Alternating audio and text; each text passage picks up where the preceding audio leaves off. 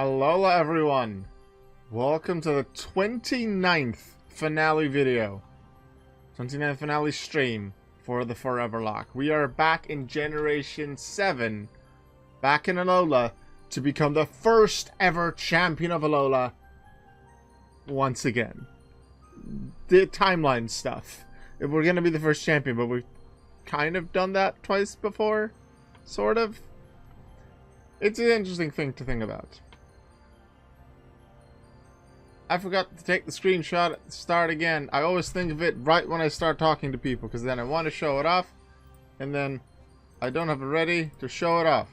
Good job, Aoki. You are so skilled at this. I could just show you the team anyway, but I'd like to do the image, so I'm gonna pull up the image. This, the bleep was for me, don't worry about it. Let me pull that up on here.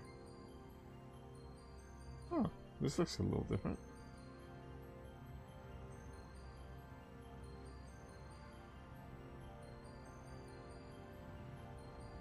We have here my squad. If you were here on Wednesday for the regular Foreverlocke stream, this is the same team, just with slightly updated moves and items. This team has gone deathless for the entire playthrough. I started with the Litten. I caught a shiny Ledyba. Added an Alolan Diglett. Added a Cutiefly. Added a Marini.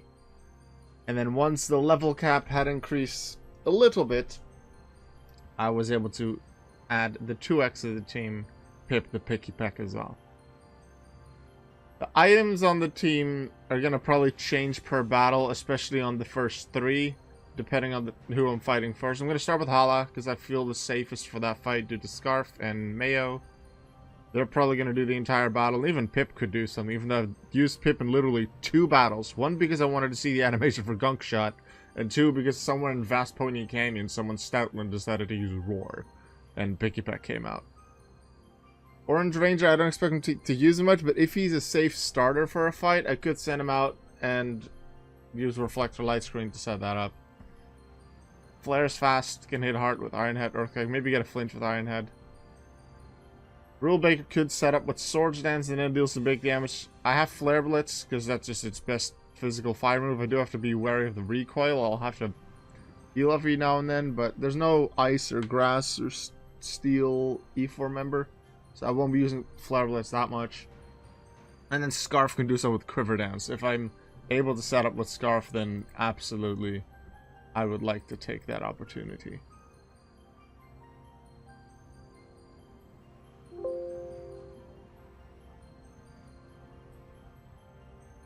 I've already beaten House, so I don't have to worry about that.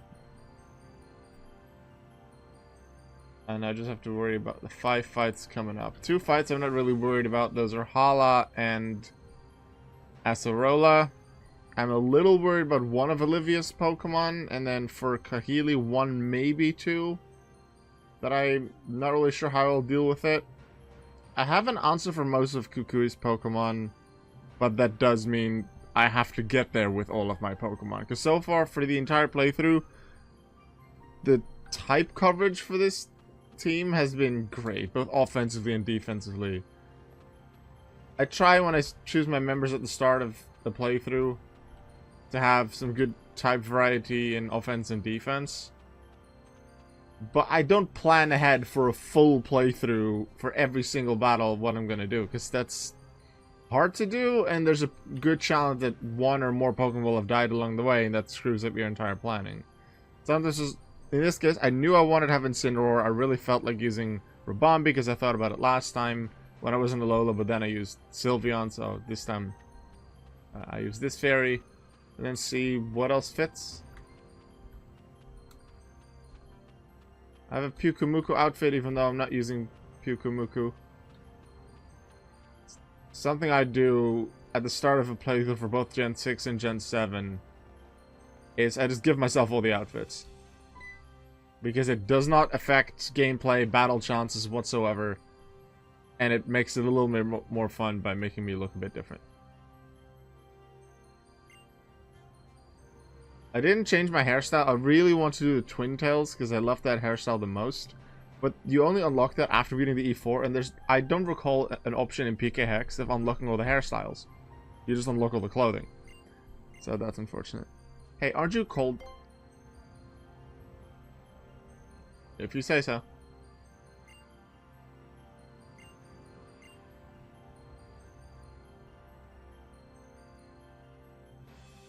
Mount Lanakila is where we've always finished up the island challenge. We built our own Pokemon League right up here, as high into the heavens as we could get, to show our respect for our legendary Pokemon, and to honor it. Still remember it like it was yesterday. I went all the way to Inigo Plateau. Yeah, right to the Pokemon League headquarters. And I went right at them, cousin. Those gym leaders in Kanto really messed my team and me up. But then I saw my team battling for me through it all, pouring their souls into their moves for me. And then that last guy, the dragon user in the cape. Oh, sorry. Enough about me. Let's get you in there, yeah? Before we head in, make sure you're good and ready. You won't be able to come back out. Hi, Bente. Welcome. I'd like to think I'm ready. Team is good. Been over-leveled some levels throughout the adventure, and then as you get to the ending, it catches up.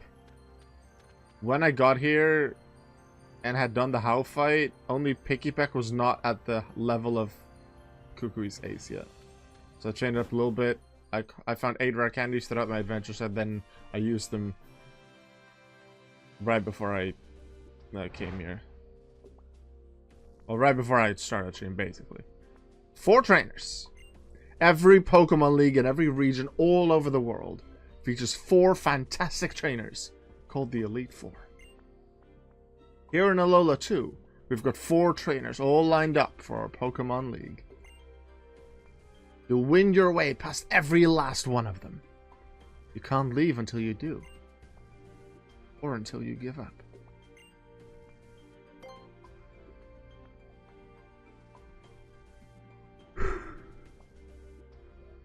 Incineroar can sense when his trainer is nervous.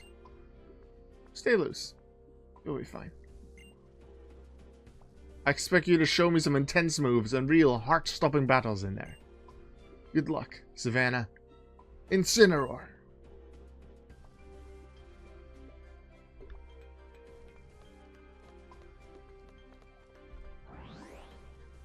We're not doing left to right this time.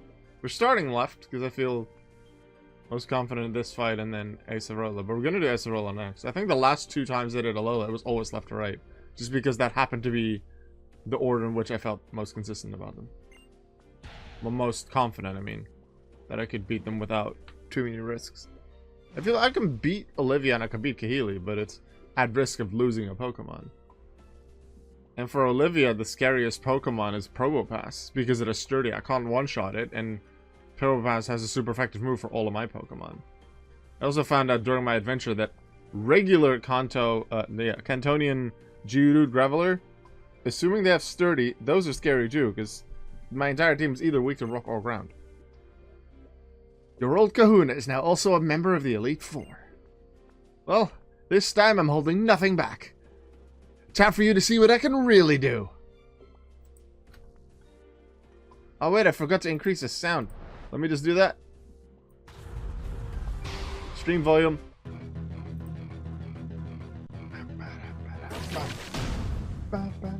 I always have it at this volume when doing streams. I have it lower volume when I play by myself so I can watch YouTube videos alongside. Let's go, Hala. Great E4 theme. Wait, did I not put Marini first? Oh no. I thought I already put Marini first.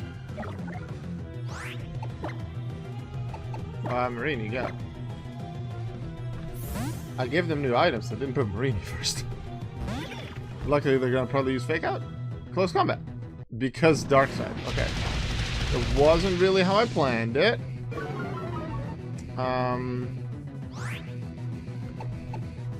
Okay, now what?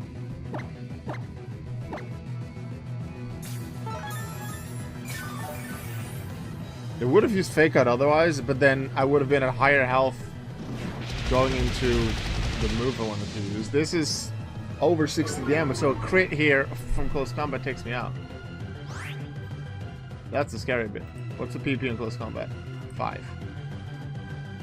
I can just PP stall him. And I'm gonna do that without Protect. Doesn't really matter.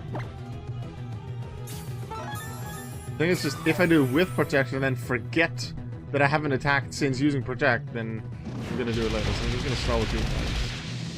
This was not my intention. My intention was to just take the Fake Out turn 1. Because I would have had Mayo first. And then Toxic turn 2 while he probably close combats.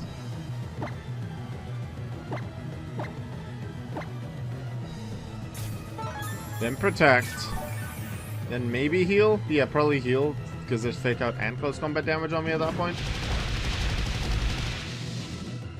And then crit him. Because Mayo has the Merciless ability. Meaning, if the opponent's poisoned, we always get a crit.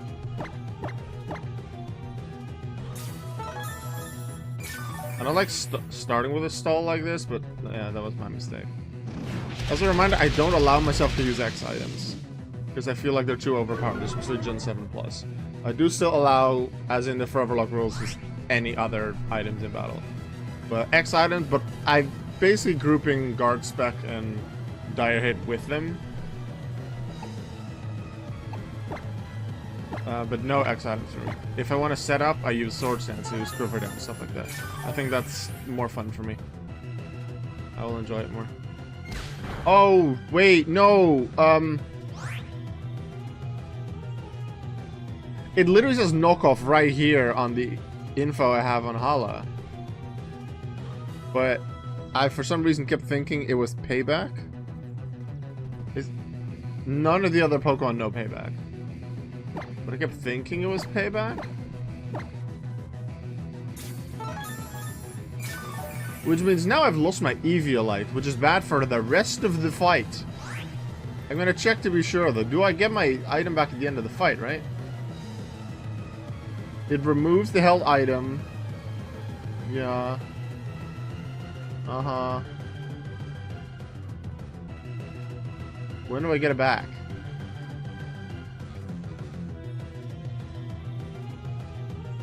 Uh-huh.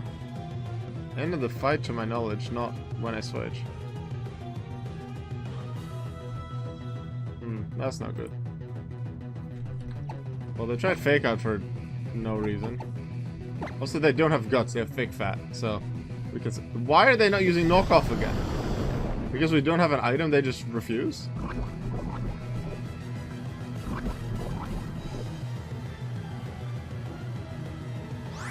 I should just be able to take him out now because 3.5 times power plus crit.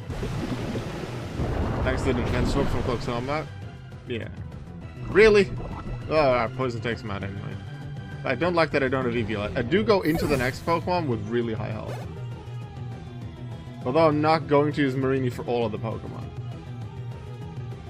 Yeah. Here I'm going to use Scarf. The scary thing is if I crit them and they survive, but if I crit with one of my moves, they should not survive. I resist all of his moves. That's the good part. Now that I'm used to Annihilate existing, it feels like weird seeing him use Primate because I'm like, why didn't you fully evolve your Pokemon? Wait a second. I can set a Quiver Dance here. Is the only 2 moves in the rest of the fight that can even normal effectively hit me are Waterfall and Ice Hammer. And if by that point I've set up a couple of Quiver Dances, I'm gonna be good.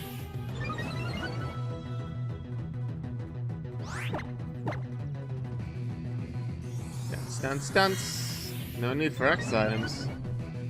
I'll do my own thing. Oh wait, punishment, that boosts.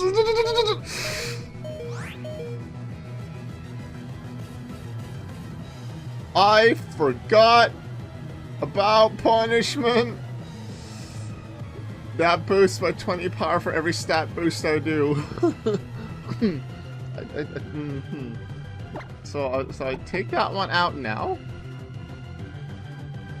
Yeah. Go away. 'Cause I'm afraid of... I don't remember the exact number of HP that I started with. So then... I can't calculate what from full health... how far a crit would get me. Abominable. I want to be able to heal, but I can't safely heal until I get to Beware. Should be able to just take him out, though. And +3.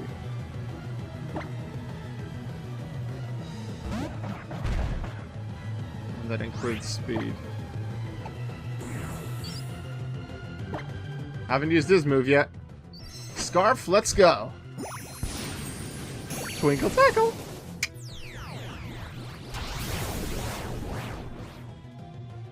These dark moves are not being nice to me. Hi. Tag, you're it.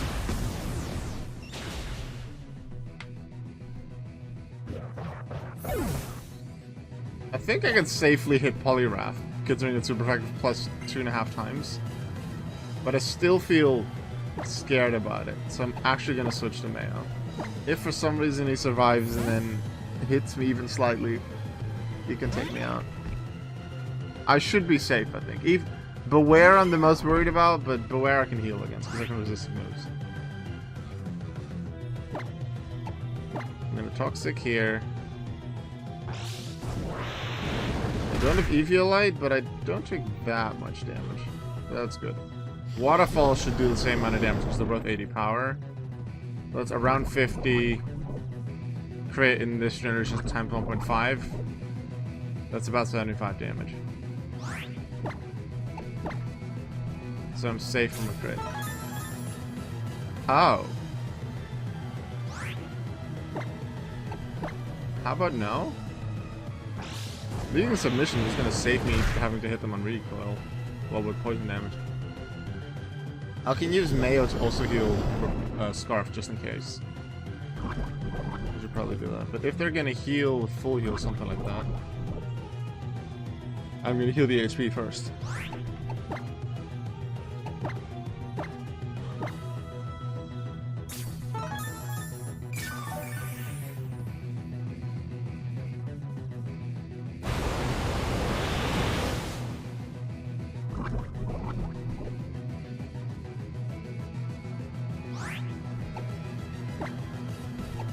It didn't heal it, so I'll protect now. Maybe they have one full heal per Pokemon?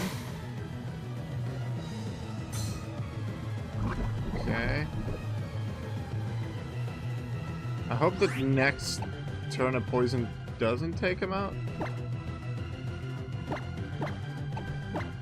Because then I can heal again before he's fully taken out, but then he'll have to restore.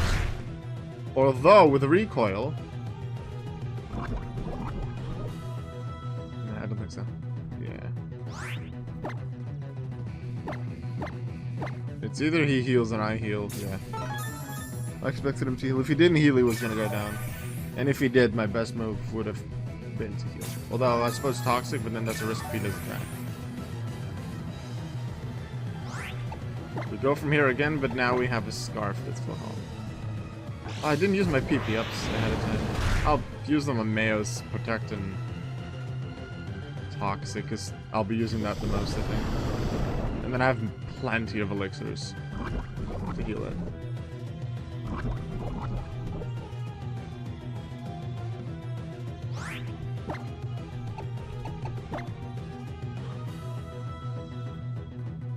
Protect. Okay, so this fight wasn't as easy as I thought it would be. I made some misjudgments, errors, however you want to say it.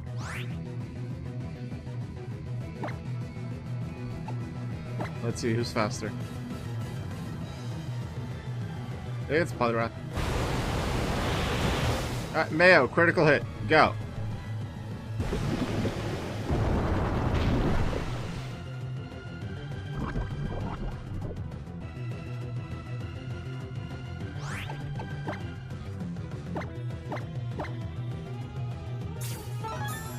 Mayo's been so useful throughout this entire playthrough. I thought its defenses were a little higher, but I think that's because of how Toxapex's defenses are extreme. Both around 150. Marini is nowhere close to that, but with Eviolite it's been pretty nice.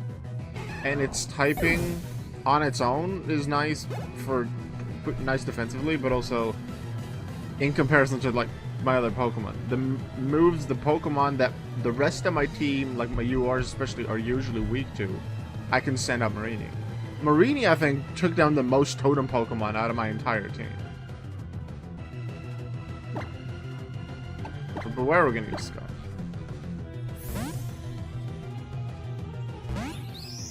Does that resist both? I resist both moves.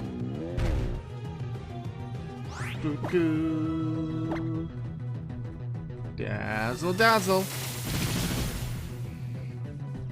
Not even.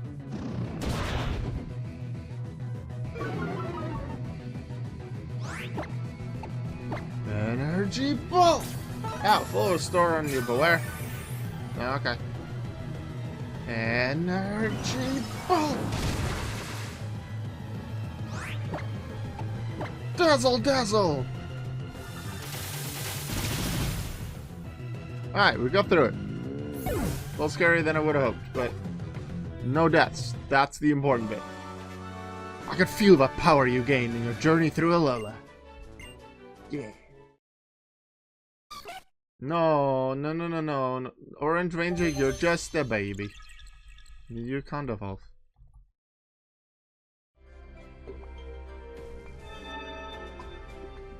I've not had to cancel many evolutions this playthrough. I used Mayo plenty of times on boss battles on regular trainers that I always kept the Eviolite on it. So for Marini, I had to cancel a bunch of evolutions. Pikipek and Ledyba most of the time had the Everstone. On the occasional fight, I put Light Clay on Ledyba because I thought I might use it. Otherwise, always just Everstone to save me on canceling evolutions.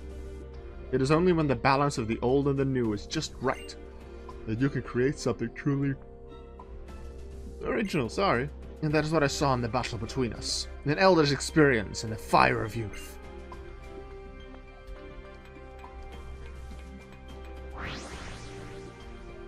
Yeah. Fancy lights. Yay! Okay, what I'm gonna do now. Where's my PP-ups? Those are here.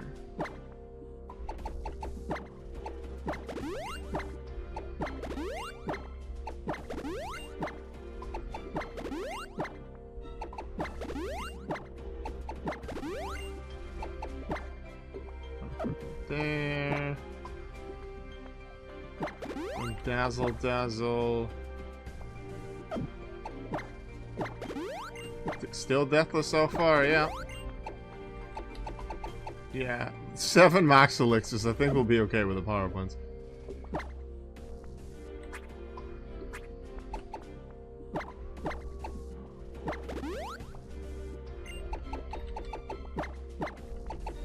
And we did get our Eviolite back, which is nice.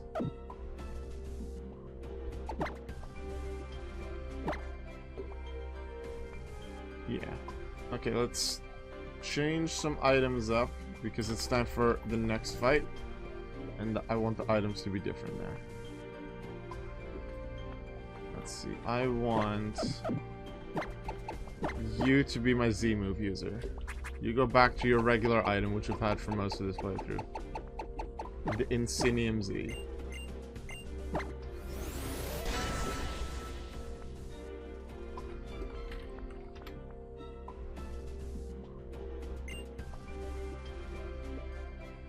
Scarf. I'm not going to use its thing. I'll give it. No, not on you.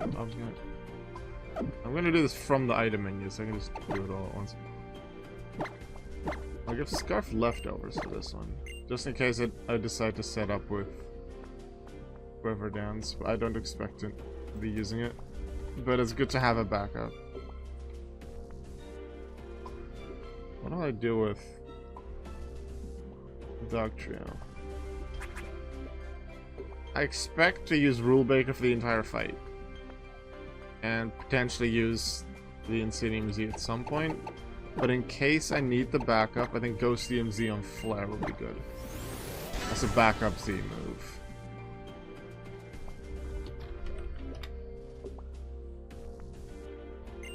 Maybe for one of the fights, maybe Kahili or Kukui, I need the Focus Sash off of Pip and onto one of the others so that I can actually take out Probopass.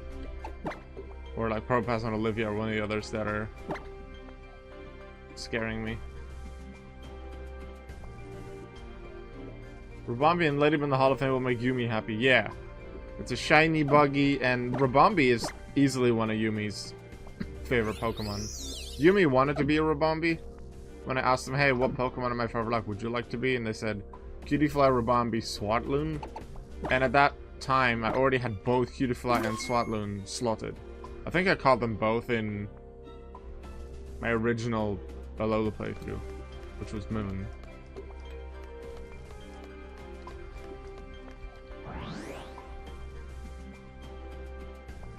And they have been a Swatloon since in White 2, but then died. Which is not fun. Hiya, Acerola here, bringing an old royal touch to the Pokemon League.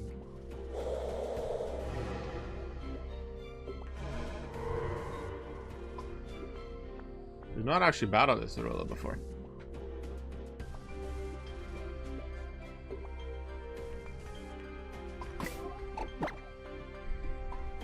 Yeah, this time I actually want to open with Rule Breaker because Acerola's first Pokemon either doesn't hit me or barely damages me. So I'm going to set up with Swords Dance on their first Pokemon.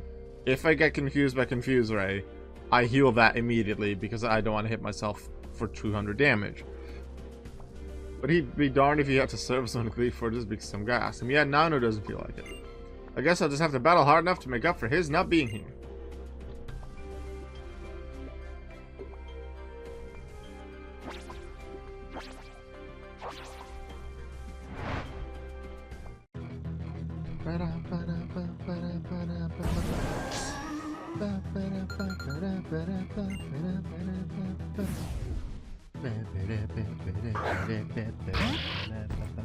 Let's go save my life. If we make it through the rest of this stream, the rest of these battles deathless, this will be my 8th time that I have a deathless run, and only the first time in Alola. And Alola, with its totem battles, with its C moves on big battles, it's scary. I had a few close calls, but it's gone well most of the time. Fake out, saw that coming. Not gonna do much about that. Best I can do is Confuse Ray or Shadow Claw. Confuse Ray is probably their best, but then I'm just gonna heal that. So I hope to see Shadow Claw, or even I hope to see Zen Headbutt, because that really doesn't do anything.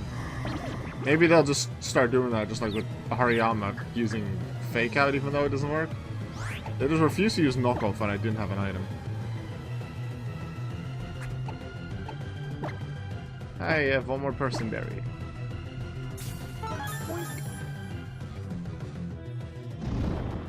Oh no, so much damage.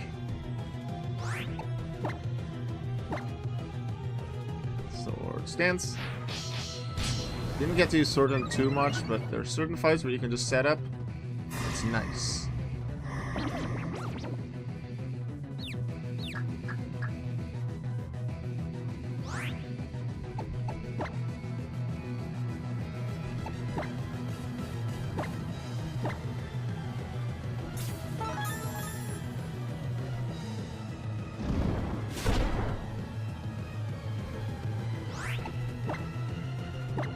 One more Sword Stance will be a +6. The scariest thing about Incineroar for my side is that it's not that fast. I think it's 60 base speed, which is not a lot. So I need to be wary of the speeds of the other Pokemon and what they can really do to me. Luckily, there's only 2 Pokemon on this entire team that have a super effective move, and one of those moves is Whirlpool. I'm not that scared of Whirlpool. Scariest one is Palisand with Stab Earth power.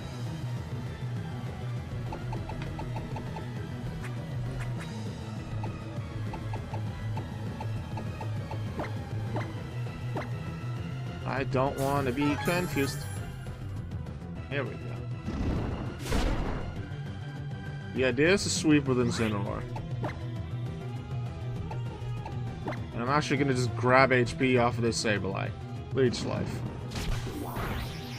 Normal effective on this one. Give me my health back. Thank you.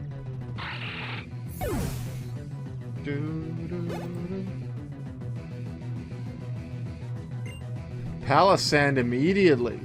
Ooh, what's Palisand's speed? Just to compare.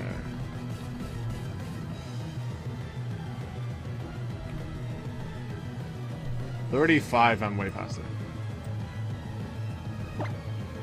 That should be fine with a +4, which is a +6, which is ×4. Super effective. Didi Lariato!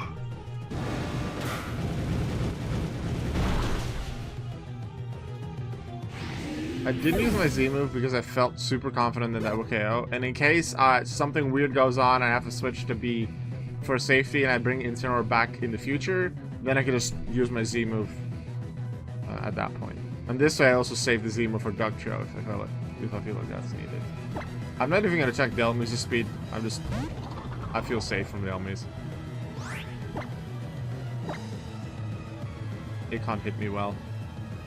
T-pose slam! If this squad goes into the Hall of Fame, that's 2 more Foreverlocke Discord members that make it in.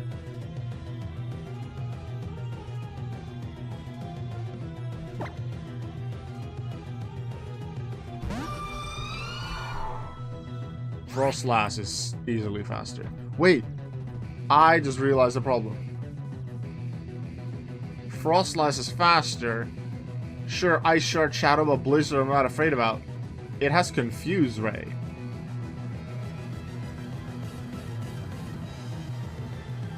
Maybe I should have... No, actually, if I would have put something like a Perseverance as an equip item, it would have just worked once on Sableye.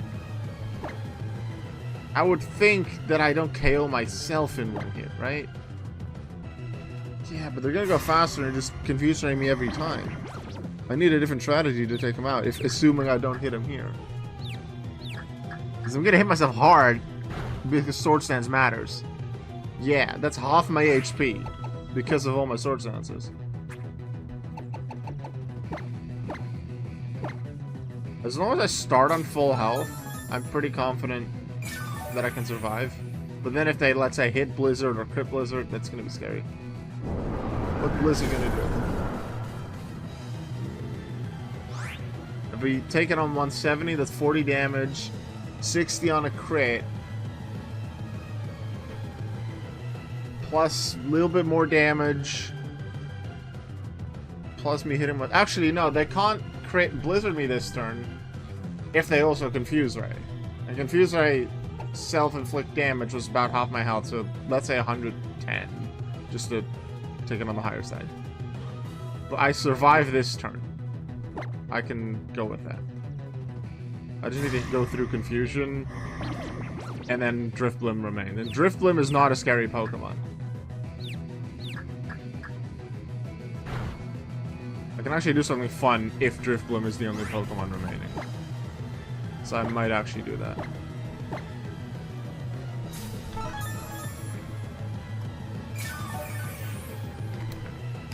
Drifblim's a Baton Pass Pokemon. So Baton Pass, one of them is. Then Focus Energy, Amnesia to boost special defense, and Ominous Wind. That's the only damaging move it has. So I actually know what I'm going to do with Drifblim. Then I don't even have to worry about Aftermath. Not that I was really worried about it. But it's a safe safe way to have fun. Wait, I could have put... Now that I think about it, I wish I would have put a Z move on Picky Pet. Look at how much more damage that does now. Ooh, this is scary. Yeah. If they ever crit Blizzard or special defense drop me off a Shadow Ball, it becomes scary. But they're still using Blizzard. I'm okay with that. I just need to not get myself in confusion. That's easily their best move, confuse, right? I wish I would have put a Z move, Z crystal on Picky Pack so I could use that on Driplo. Arcus Lariat! Get out of here!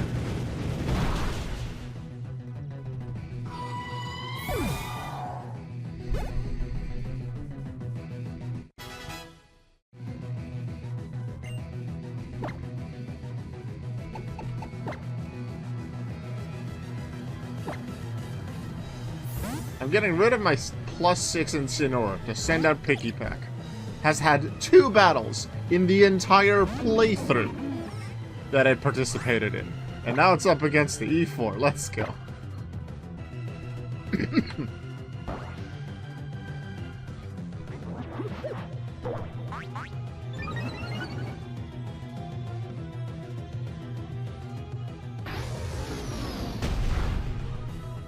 Who wants to see the animation for Gunk Shot? Because you don't see that too often.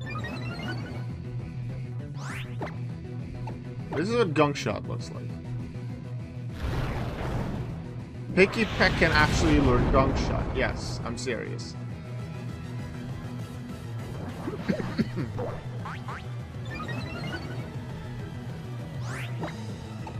Let's fly again. Whee! Go, Pip.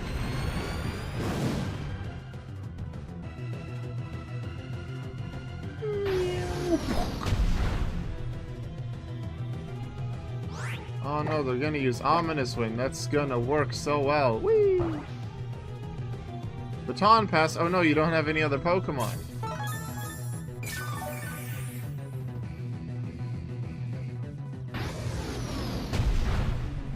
If they run out of Ominous Wind, I could even switch to Ledyba and have Ledyba finish it off.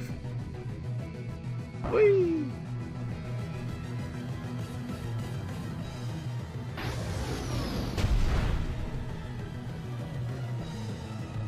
Pip's gonna beat Acerola. I'm gonna take a screenshot of that once that happens. When it happens, because I know it will. There's the question of, do I just hit the damage range here? Not quite. We'll just do one more. Maybe she full restores again. Nope.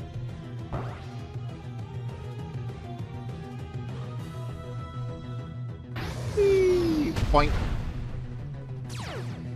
Aftermath. Oh no, the damage. Pip, you deserve that level up. Good job.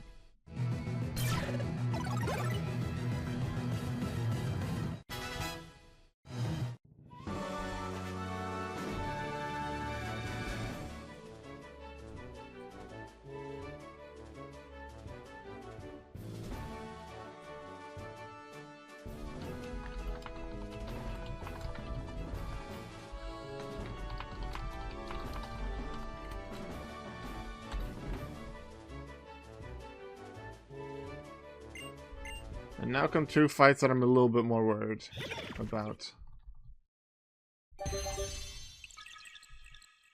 These ones I've felt confident about due to resistances I had or ways I had to hit them super effectively. Now not quite. The question is, which one do I do first?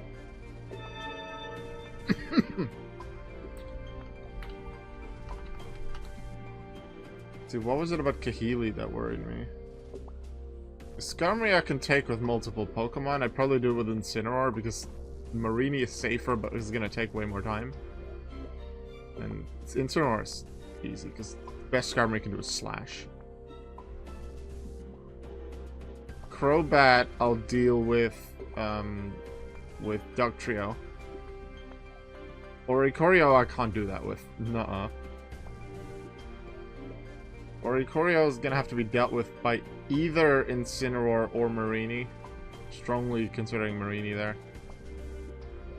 Toucannon I feel pretty confident about because it's slower than Dugtrio, and Dugtrio can Rock Z move into Toucannon. It's Mandibuzz that worries me because Mandibuzz has really good defenses and it also has Bone Rush. Which sure isn't 100% accurate, and then it's like, how often is it going to actually hit?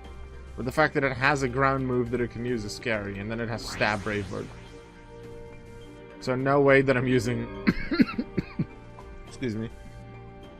No way that I'm using Ribombee at all here. Unless absolutely required.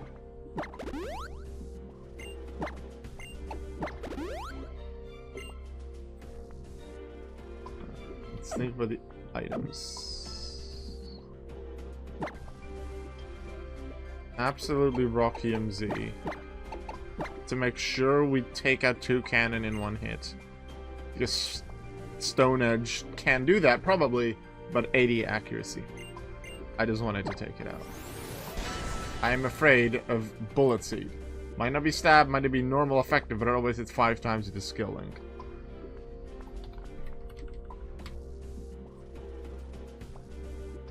So Rocky MZ for sure. If I use Ribombee, I just want to hit as hard as possible, which is probably going to be Fairy MZ.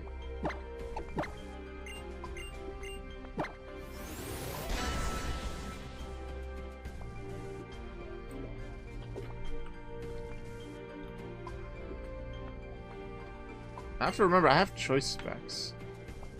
I believe I have choice specs, right? Choice specs is an option. The fairy Z move does hit a bit harder. And I intend to use Dark Trail for most of the fight. What's Incineroar gonna have then? Just lefties, I think. I'll go with lefties.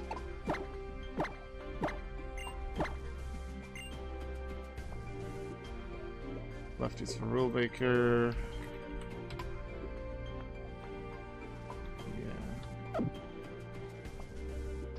Yeah, and then go Kahili. Actually leaving Olivia for last. Who's gonna be the opener? I said Rule Breaker, it's gonna be Rule Breaker, yeah.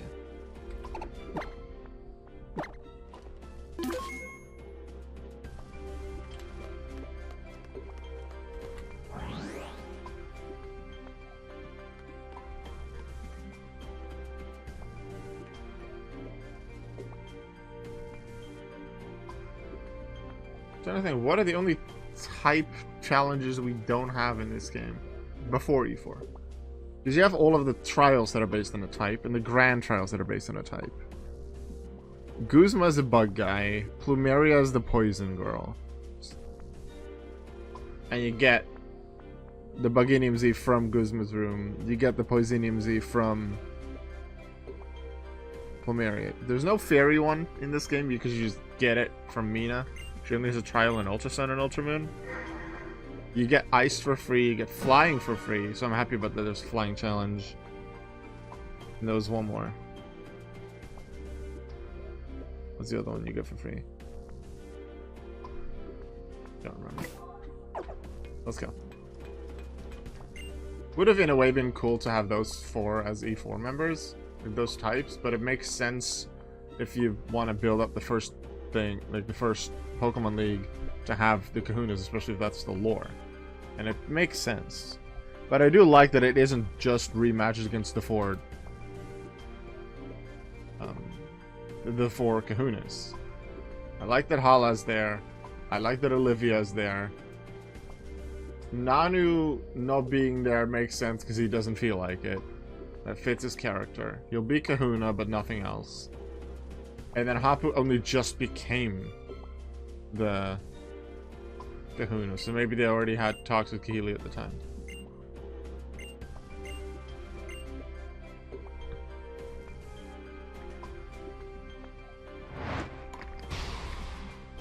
Oh, just thought of something.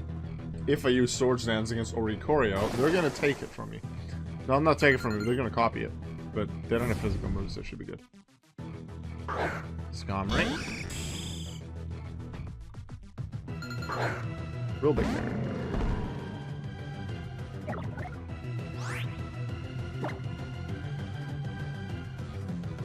Do I want to let them...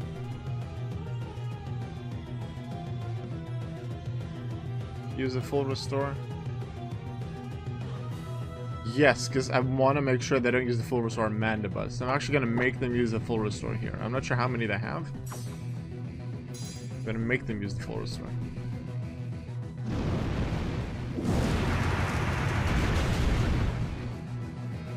That.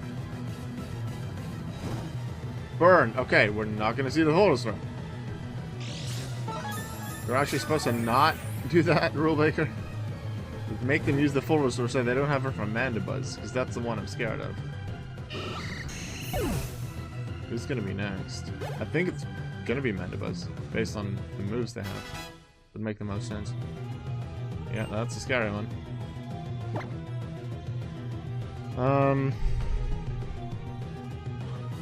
I could have set up Swords Dance against Skarmory and then gone for Mandibuzz after. With Rule Breaker still. Actually, Scarf can one-shot it with Fairy MZ. Yeah, because it's Dark type. But if I don't, then Brave Bird, it's dead.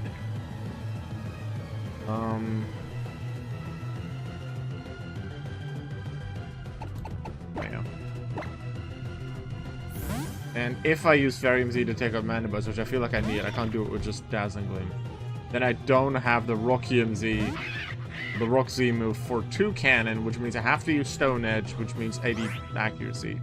And if I miss then, and I get hit by Bullet Seed, oh no. I was gonna say, did I not fully heal Mayo, but dang it, Spikes. Brave Bird. We're just gonna go for the big one. Eviolite, please. Oh wow, that wasn't actually that much.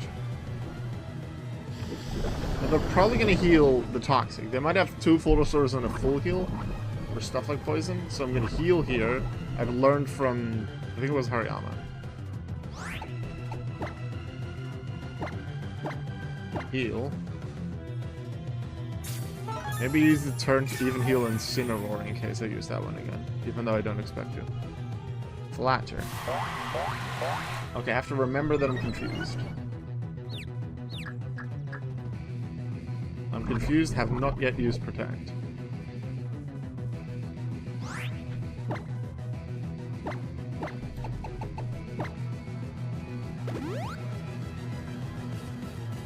Good, that's gonna recoil. So now I'm gonna full restore to heal HP and Confusion at the same time.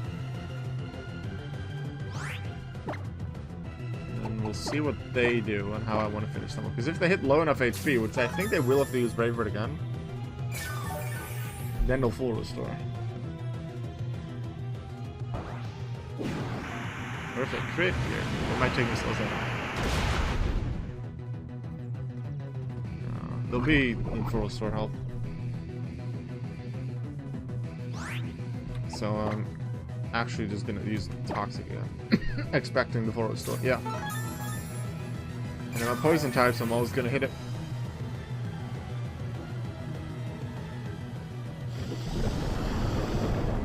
When I started using Marini, Eviolite was the obvious item because of its defenses. Turns out its defenses aren't even that good. It's just Toxapex is amazing. But Marini can take a lot of hits very well. Now I'll Protect.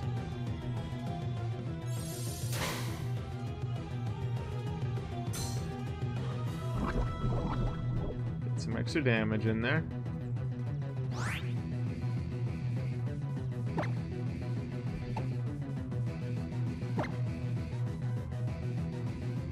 Oh. Okay. It was less than 50 last time, so we're safe.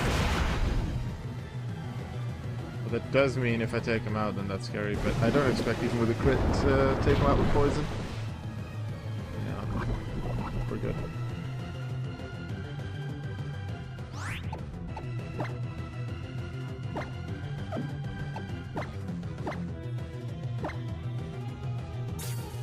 Full restore there, max up from here. So that's both full restores. Would have been one less if we were able to take it off Skarmory. And I think that most gym leaders use 2 of their main healing item. I mean, E4 members do in most games. Bulbapedia doesn't specifically list it. But that's generally what happens, and then the champion is 4. And apparently these ones have a full heal as well. Actually most team leaders I think do, but you don't really see it much. Yeah, that's about 50 damage. Toxic.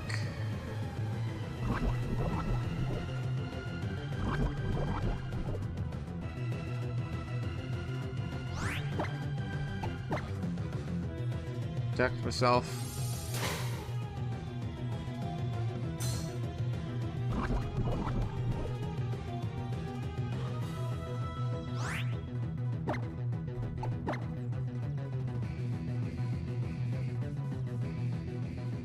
Oh, that's right. Okay, you boost my stats again. Let's see if Sludge Wave does something now.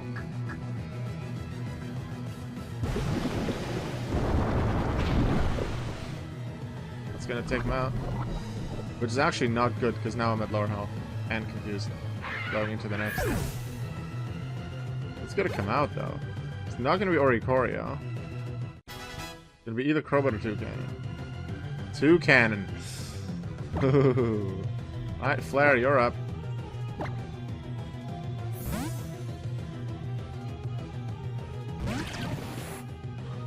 Flare is way faster, and I want to make sure we just hit this. Hey, everyone. Let's make Dugtrio fly. Continental Crush. Yeah, muscle. Yeah. Kirby quilts. I love this. Continental Crush. We fly, we gather rocks, we gather stone, we gather boulders, and we crush the Toucannon. Bye-bye. That's that one dealt with. Oricorio is going to be next because of fire type.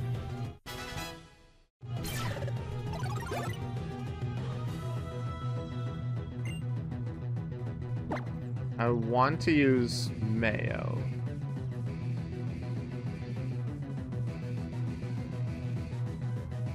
But Mayo's already damaged. It's a bit scary to start off.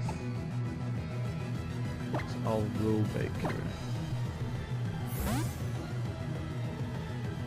Best they can hit me with the Air Slash. If they Feather Dance me too much, then I might Swords Dance to get them back. Let's just see what happens. Darkest Lariat. Not immediately. Okay. I might just use Incineroar being on the field to heal Mayo the Marine Ink, and then switch to it. Deals good damage. I have lefties. I forgot about that. Heal Mayo. Theater Dance is going to be scary for if I Swords Dance. Add regular damage from Swords Dance. After one Swords Dance, putting me back at neutral attack. I can just take them out.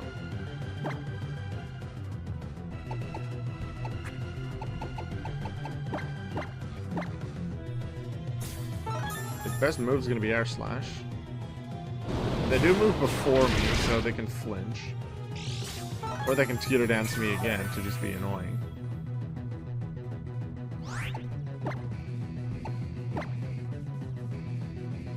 There it is. No matter what happens, whether I hit myself or not, I can just deal with Full Restore. Okay. I'm already confused. It's not going to Teeter Dance this time. They'll Swords Dance due to Dancer, however they don't have physical moves. Their only damaging moves are Revelation Dance and Air Slash, which are both special.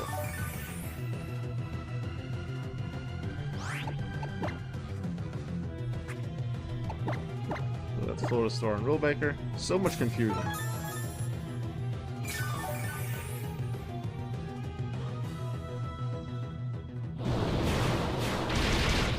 If you would just please not use Teeter Dance. Also not Feather. Just Air Slash me. Please. Just Air Slash me. Feather Dance. Okay. She's already used both Full Resource and Mandiba, so I think another Darkest Lariat will just take him out from here.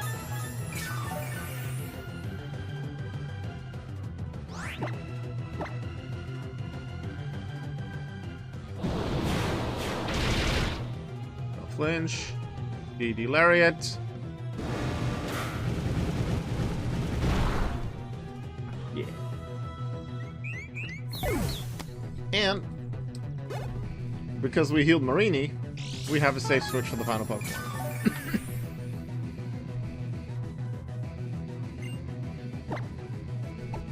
I might not be able to use a toxic strategy, but I can just hit it with liquidation. How much PP does Teeter Dance have normally? Teeter Dance is 20. 20 power points. Supersonic. Just use Confuse Ray.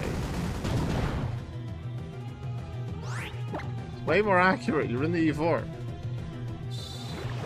And even after that, it's a luck game. Get out of here. Ha! 3 misses. Take that. Also, I had a 2x win against Acerola. I just beat the final Pokemon. But now one of my 1x is going to be Keely.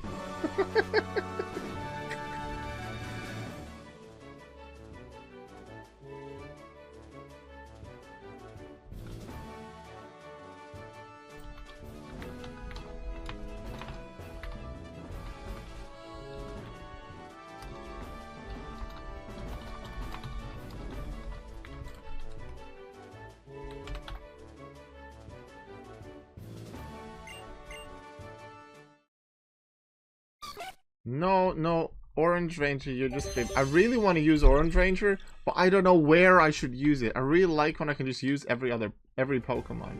And this is a shiny.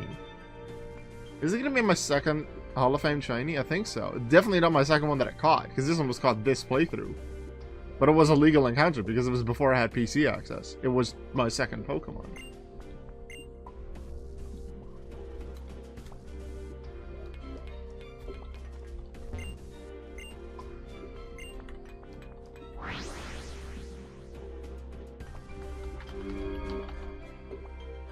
But the champion fight is going to start with a rock type, which is scary for OrangeRanger. And this next fight only has rock types, which is scary for OrangeRanger if you didn't realize. Alright, let's switch some items again. What were we at? Lefty's Ferium Xerokium.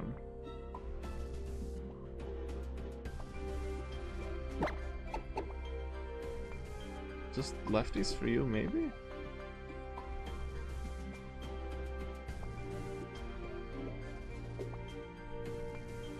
Then no. Scarf for sure, Grass EMZ, which it's used for most of the playthrough.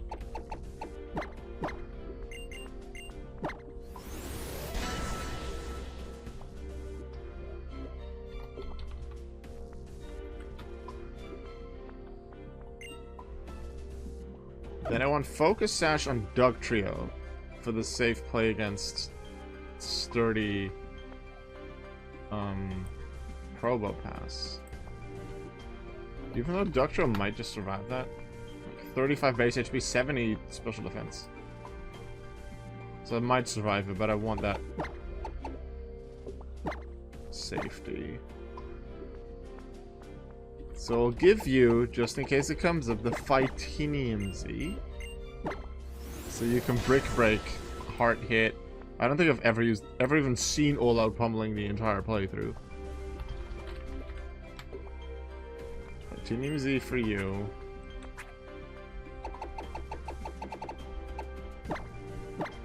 No, I did it from here again. From the bag, so I can do it on any. Focus Sash to Flare. Normally I don't swap around items that much. Maybe on 1 or 2 Pokemon, but there's often just the clear best item for certain Pokemon. And for Marini, that is super clear. It is the Eviolite. But for the others, it really depends on the fight here. What is optimal? For Rule Breaker, like, Muscle Band could add some damage, add some stuff, but Sword Sand's better. But it's gonna be a scary fight, no matter what.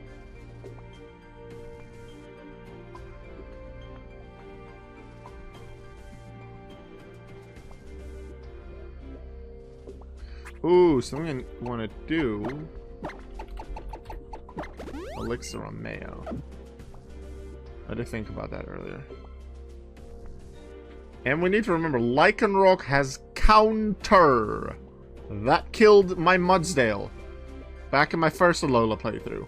It was my first death in the E4, and then 2 more deaths followed in the champion fight, which is really scary because of Mudsdale that I lost already. It screwed my coverage.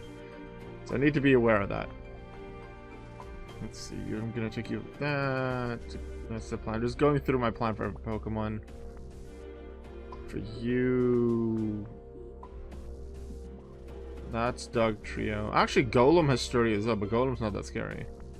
So I need to make sure Dug Trio assuming Golem is before Probopass, I need to make sure I come out of Golem with full health. Which I don't expect will happen unless I miss Rock Blast. Because otherwise the focus strategy isn't going to work into Probopass. What's a backup for Probopass if Dug Trio can't do it? Marini? I think Marini. And the plan for Lycanroc is... I want to say Dug Trio? But counter exists. And Dug Trio has such low HP. Dug Trio is the safest in terms of taking the regular hits that it can deal. And it's the only Pokemon that resists the Rock Z move. I'm scared with Marini. And Stone Edge can crit so fast.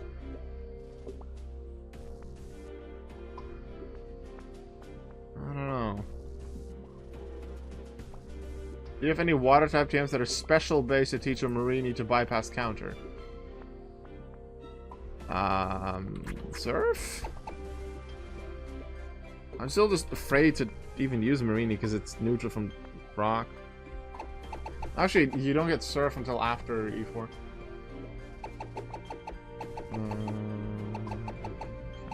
Scald? Yeah, like I'd probably Toxic first to get it. But in case I use Marini, I think this is smart. But actually, then I'd lose Liquidation for the rest of the E4. Yeah, because I can't get Liquidation back then. So I'm actually gonna check.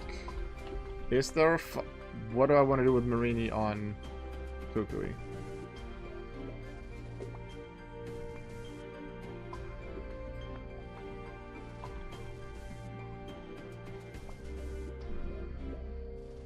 That's Dug Trio.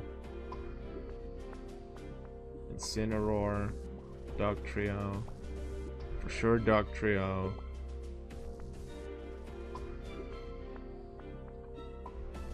That Snorlax is scary. Yeah, Snorlax scares me.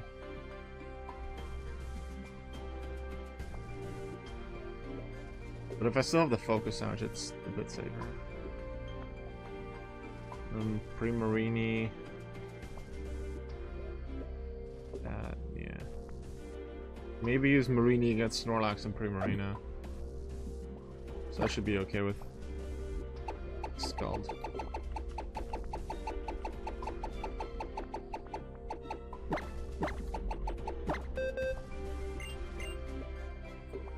Throw up Scald. Physical attacks are a bit better on Mayo, but I kept Sludge Wave over Poison Jab to have that difference in case the opponent has a lot of physical defense. And the 15 extra power over Poison Jab was nice as well.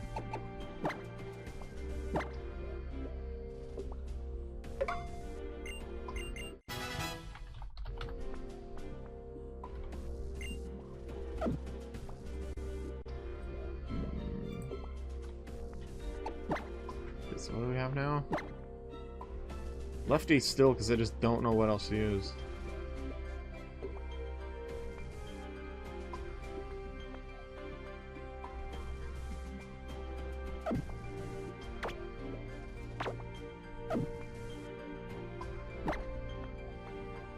I'm just gonna go with that.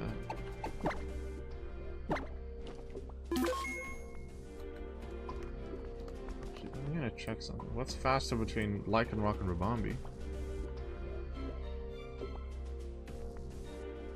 Lycanroc midday is 112 speed, but it's only 82 on midnight, which is the one Olivia has. Well, Rabombi has 124, so Rabombi just beats it on speed, and it's a few levels higher as well. Yeah, 6 levels higher. So if I keep my Z move for then, what might be my weapon for Lycanroc is just send out Rabombi, use Bloom Doom. However, if Bloom Doom doesn't kill, I am dead by Continental Crush. And Bloom Doom hasn't dealt as much damage as I thought it would on multiple opponents before. So I don't know.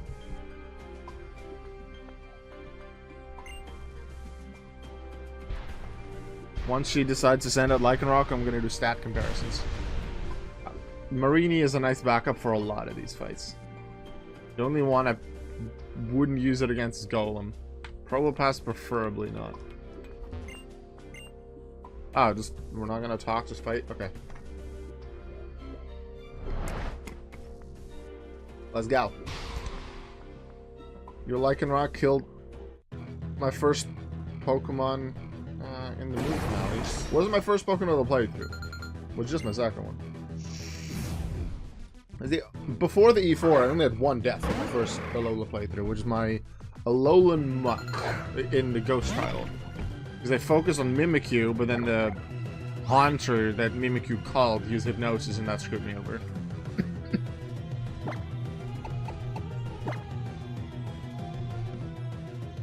Just don't Omni Boost. Stone. Scald might actually work here as well. Because Relicanth has much higher physical defense. Not gonna deal that much damage anyway, but it's some damage. It's gonna be a crit. Confirmed. I just want to make sure I get out of this fight with as much HP as possible, just in case Lycanroc comes in. I still don't know what I want to do with Lycanroc. I always want to get through it deathless. I always want to get through it with as least deaths as possible. Having Marini for the finale is going to be really useful as well. But especially with it being almost deathless. Well, that did more damage than I thought it would. Is that full restore range? Is it not quite full restore range? Because if it's not...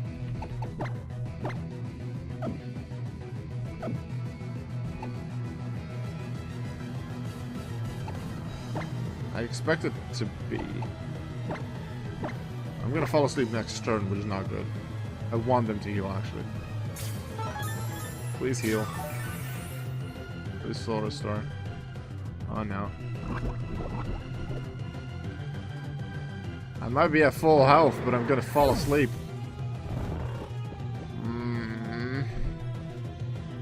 So red is full restore range, and it was probably an HP away. Probopass. Okay. With Mayo asleep, we're gonna do Flare with Focus Sash. Let's see how much Earth Power does.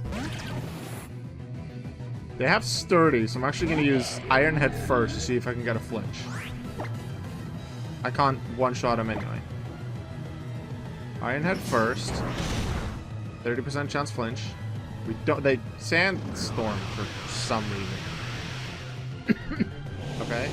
I'd like to keep the Focus Sash, also so I can just transfer it to Ultra Sun and Ultra Moon. In case I don't activate it in the champion fight. That's Probopass though. I was gonna go for Earthquake just in case to use Earth Power.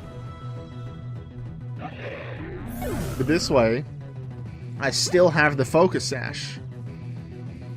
Wait, that means I can safely use Duck Trio against Lycanroc. Incineroar's not gonna one-shot it. Scarf might with Bloom Doom. But if it doesn't, and it's slightly disappointing me with damage output a few times.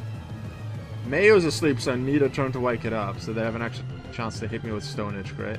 OrangeRanger, no. Pip, no. Yeah, I think because we still have the Focus Sash, we just flare. And I just Earthquake it. See how much damage this does. I used Earthquake with Mudsdale and it didn't work. That was about the damage it did with Mudsdale. Focus Sash. I don't like this amount of health. I'm going to heal it.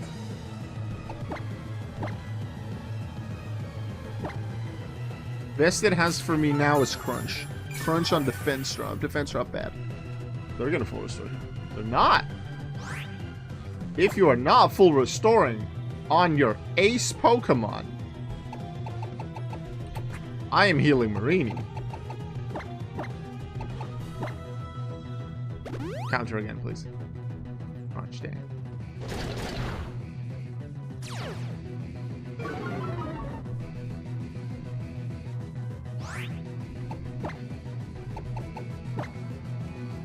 Iron Head.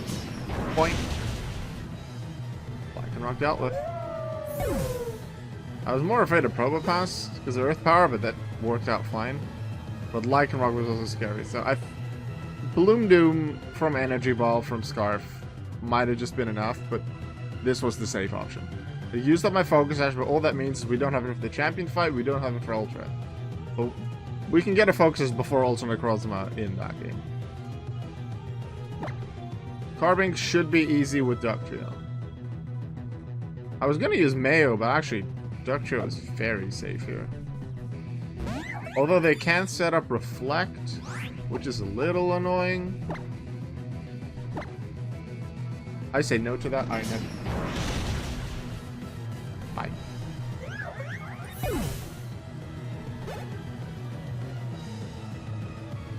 And then last Pokemon's Golem. Luckily, this is Alolan Golem. That is a lot less scary than regular Golem.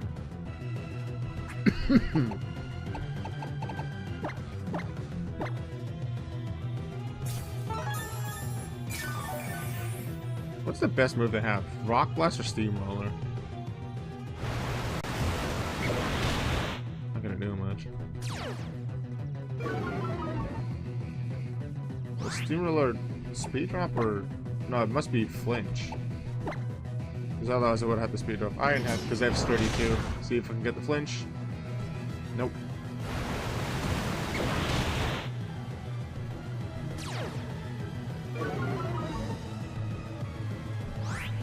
And now we just 4 times super effective Earthquake.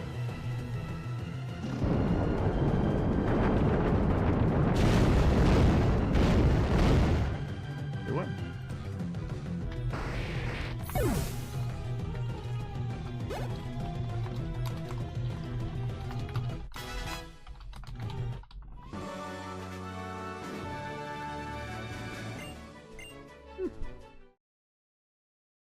No, you're just a baby. Mayo, you're just a baby Marini. Been so useful. You can stay Marini. I'll use a Toxapex next playthrough. I'm gonna catch another Marini in postgame. I could have caught a Marini and was it a Chikorita? I wanted to catch a Chikorita and make it a Meganium fight Island Scan. But I didn't have a good way to weaken them when my Pokemon were too strong. And I didn't want to Toxic them. Well, yeah, I can't really Toxic them and it's not good. Actually, I could have used Adrenaline Orb to force the core slot to send a Marini, but then again I wouldn't have had a way to weaken that well at the time.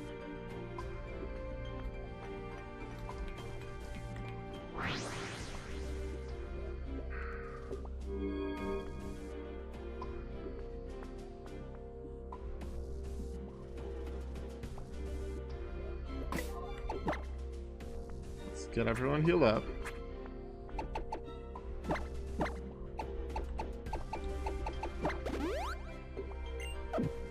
Decide on our items for the final fight. If Alolan Golem and Cantonian Golem would face each other, who do you think would win? Cantonian. Because it's a ground type. Easy. Purely against each other, Cantonian.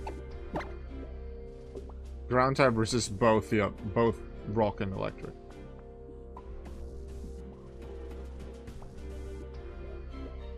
Alolan Golem can learn Earthquake, but it's non-stab 2 times super effective against that Golem. That's the best it can do.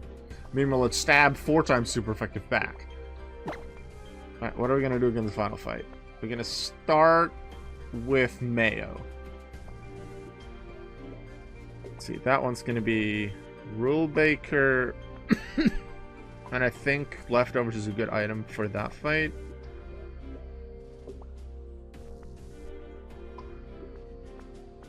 Flare for that one. Maybe put Rocky MZ on. Maybe. What's Ductio's defense? Ductio's defense is 50, but it resists it still. Braviary's attack is 123 though, so.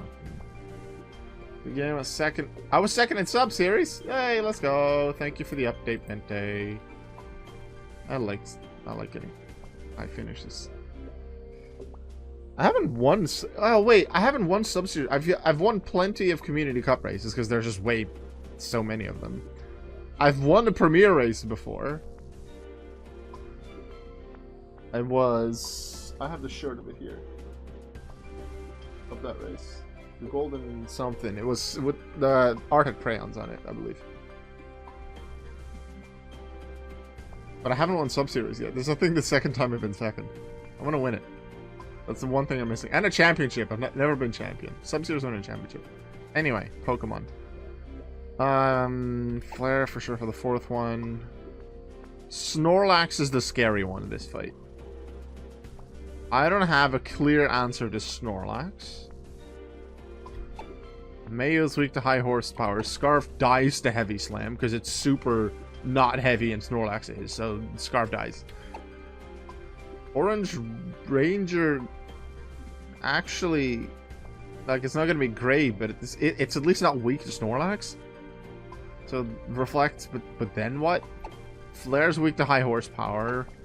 Rule Baker's weak to high horsepower. Pip is it's just Pip. Pip is gonna keep the Fightinium Z in case I want to use it against Snorlax. You're gonna keep Light Clay, you're gonna keep Eviolite for sure. I think Rule Baker lefties, or if I decide to use Rule Baker against Snorlax, then I want its Z move.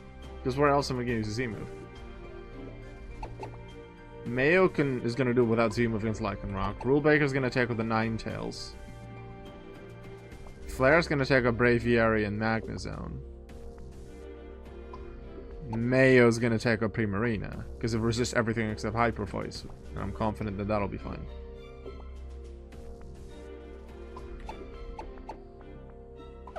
So then, what do I put on the others? If I don't expect to use Rabombi. Okay, so I'm gonna put Insinium Z on Rule Baker.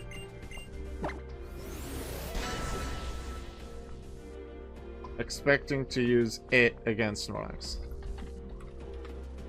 Preferably, something else comes before Snorlax, which I use Rule Baker against, and then I can set up Swords Dance. But the only Pokemon that would be is Ninetales. And Ninetales is not going to come out second. Probably Magnezone.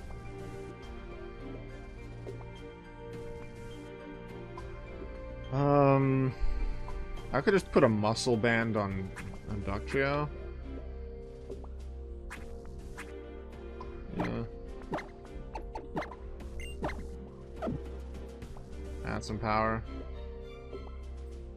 I don't expect to use its Z move.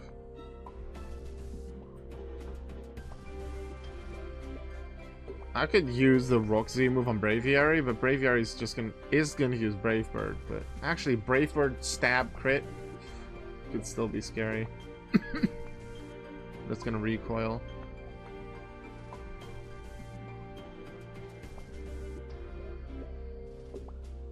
What's Rabombi even going to be used for in this fight?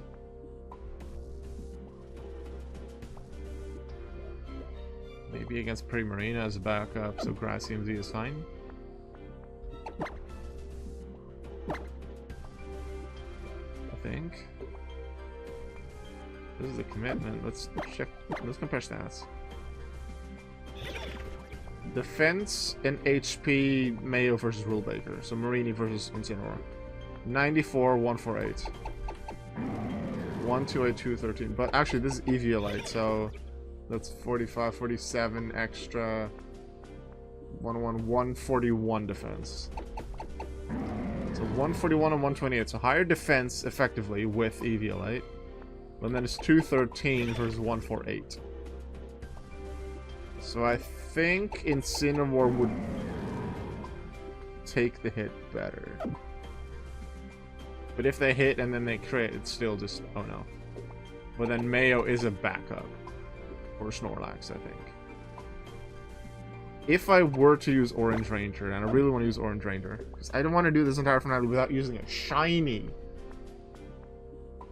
On my next playthrough, I know I'm going to use a shiny. My next playthrough is going to be Shield, and I'm going to use a shiny Squabbit.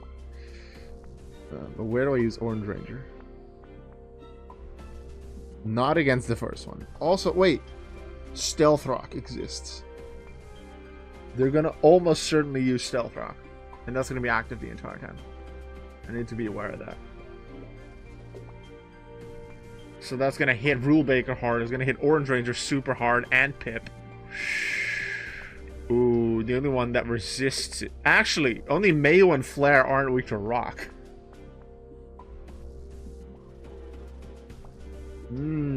So with Stealth Rock active, do I use Rulebreaker against Snorlax? Huh. I don't think so, with that extra damage. That makes me feel unsafe. Unless Ninetales comes out just before it.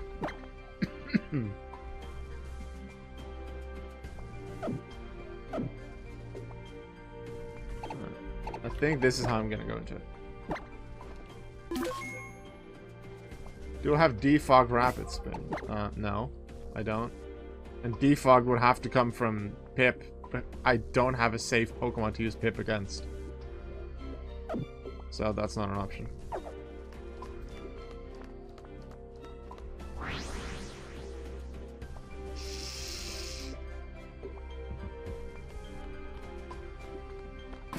Just making sure it's Mayo up front.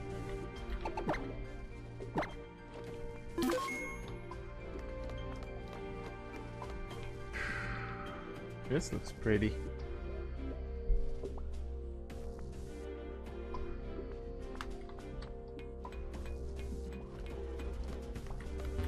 Where am I? Boo! It's me, Mario. No, it's me, Savannah. I'm the champ.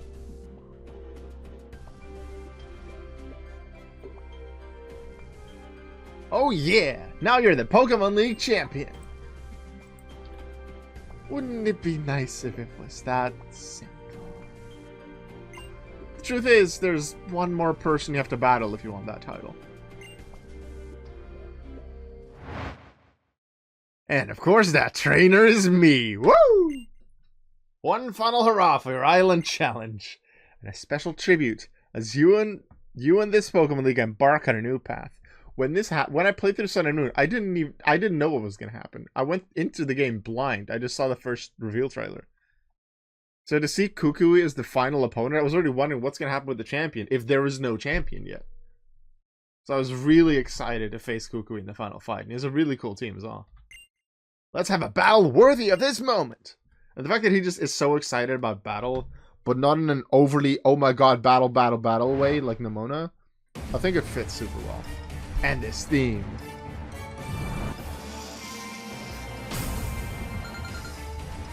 Let's go, Professor.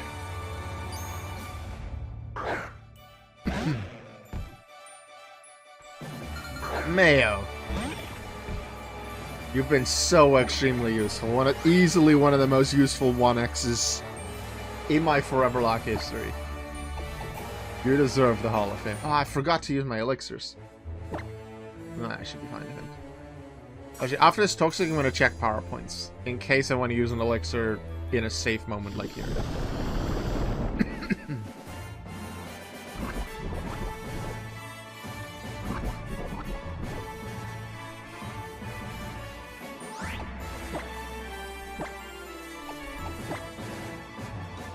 Fine. You're fine. That's fine. Yeah. We have enough. I'm probably going to use Pip anyway. Yeah, we're good. I don't need to, Alexa.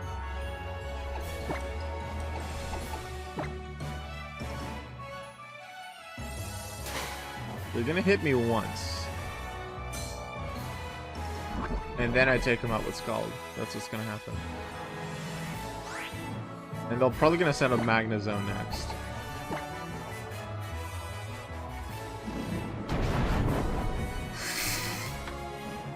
Okay, so, that was not a crit. Stone Edge has a high crit chance. That could have been death. And I'm pretty sure the attack stat for Midnight and Midday Lycanroc? Snorlax is next. Oh, I'm actually going to use Rule Breaker here because Mayo's low health. Huh.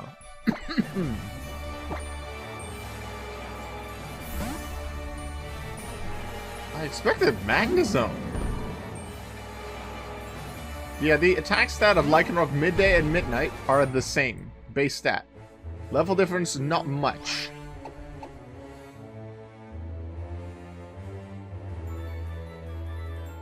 If I had used Mayo against Lycanroc in the Olivia fight, it could have for sure died to a crit Stone Edge. And that could have happened here too. I want a Hyper Potion here because then I feel safer about surviving high horsepower. But a crit probably will still take me out. I'm not going to take it out in one turn, but then am I just going to keep healing until they miss high horsepower? Let's see how much it does. A lot less than I thought. So I should have attacked last time. Okay, this is good. The fact that this is not that much damage is good. I can survive 2 of these if they don't crit. But I want to play around with it. 1 crit from here takes me out. Low chance, but it can happen. I want to go deathless. 10 power points on that move. 95 accuracy. I'm pretty sure in my first playthrough of Alola, I had 3 deaths at the time Snorlax was out. I just had Trumbeak, Primarina, Mankey. That was it. And I was stalling out the Snorlax for power points on 2 of its moves. Because otherwise I didn't feel comfortable. And I really didn't like that.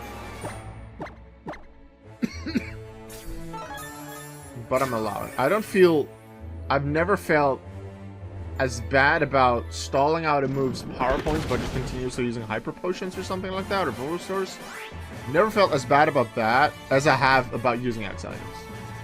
I felt a lot worse about that. If it's like 1 X speed, 1 X defend, 1 X attack, something like that, But I remember my first Gen 9 playthrough where I just pumped so many X items into my Skeledirge just for safety, just in case. Which is smart if I don't want to lose it.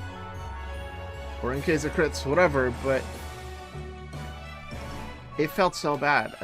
Just overpowering, okay, easy, I didn't like it at all. I didn't keep track about how many high horsepower sets been. 3 or 4. I would feel a lot better about this if they just missed. Because then I would Swords Dance. I would Swords Dance, and then... Actually, do I go for the move after?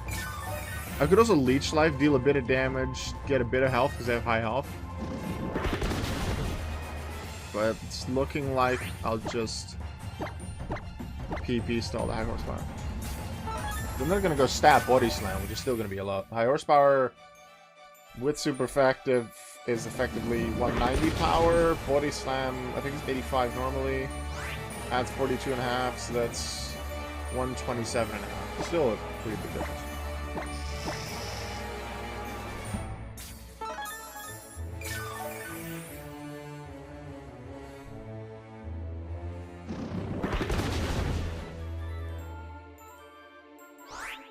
Wasn't a Kukui or How. It's Kukui in regular Sun and Moon, it's How in Ultra.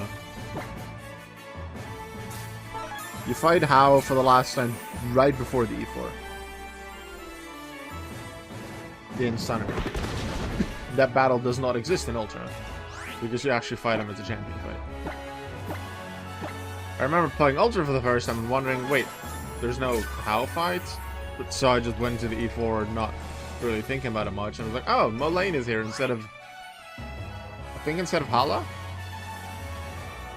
I was like, oh, that's cool. So E4 is a little different. What did they just use? I missed it. Either they missed it or they did something else. I don't know. Sword stance.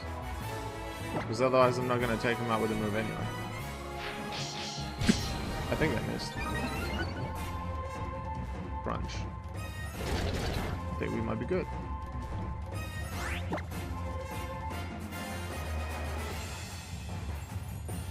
I don't want a Z move yet. Which of my Pokemon had the Z move active? I have it for Scarf ready. I have it for Pip.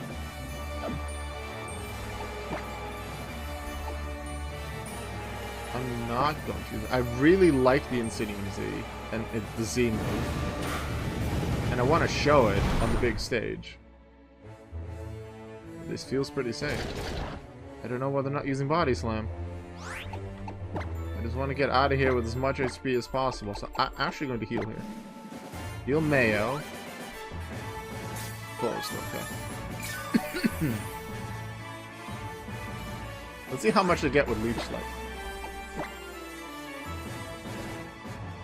High HP Pokemon, but its defense is also pretty high. It's good health. That's very good health. Heavy Slams are going to do very little damage. Now we can take him out. Didi Lariato!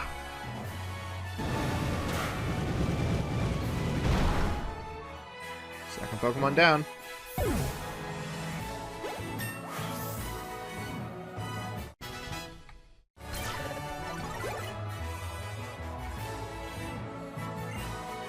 Primarina next.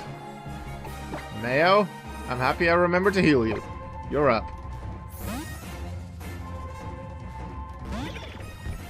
Which of the E4 members have actually used their Z move? I think none of them.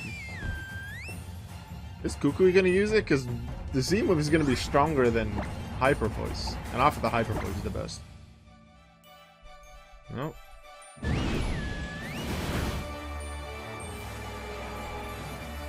Hyper Voice still does a lot. Oh. Not a fan.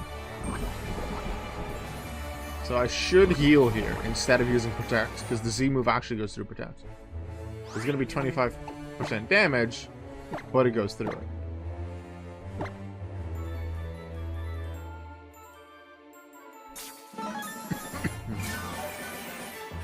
So then that's a bit scary, and I think Z moves can still crit.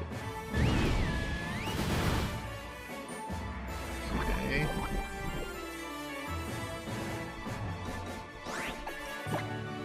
Now we'll just Protect.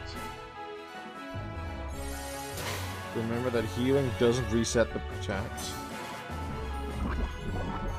But I want to heal for safety. Because a crit from here would KO.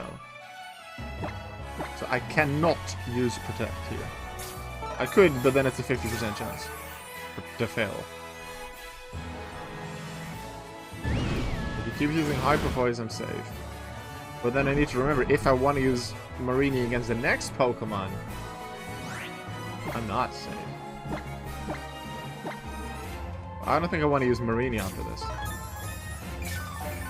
Dugtrio for one, Incineroar for one, and then maybe Dugtrio for the other?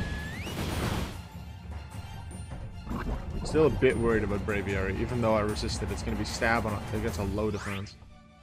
He's gonna full restore here. But that's gonna be okay, because I'm gonna heal too. So then I just Toxic and I restart, and at that point I have my Protect again. But really, I could just heal an extra turn. The Protect doesn't really help. Just keep Protect from when it matters more. What's the power points on Hyper Voice, actually? 10 only, so I don't have many more. I'm not even doing it for the power points.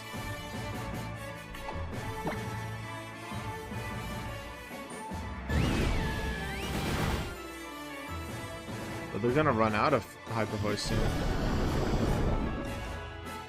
Mayo has been so useful this entire playthrough. I would say Mayo. Like, everyone has for sure done their part.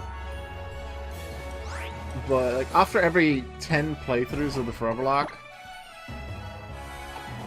I make a list of, in the Foreverlocke style, 3 Yours, 2 1Xs, and a 2X, of which Pokemon stood out to me as just really good and surprisingly good MVP, stuff like that. I have 2 lists, and there's just 1 MVP. Mayo's not going to be the MVP of the 10 runs. Because without me thinking about every run in particular, the MVP of the 10 runs is going to be Parasect from run 21, Blue. That Parasect, oh my god. That Parasect was the main reason I was able to take a full bug team, deathless, through Pokemon Blue. When the rival had a Charizard. Hello? That's MVP.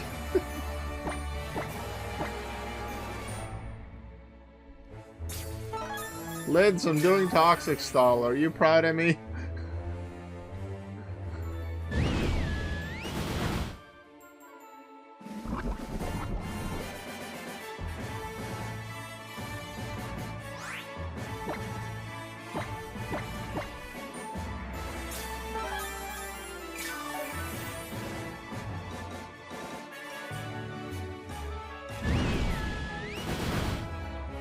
I haven't created a Alola yet.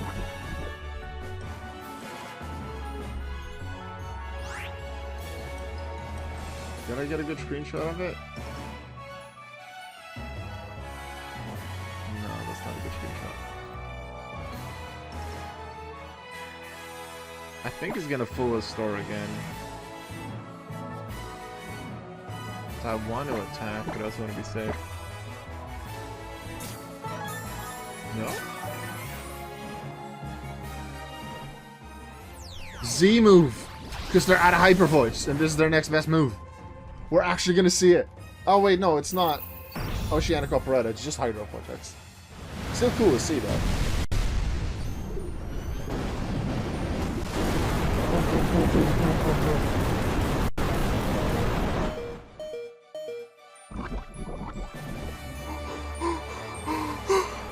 Why did... I am so happy I didn't go for an attack! Oh my god! Okay, breathe. We live.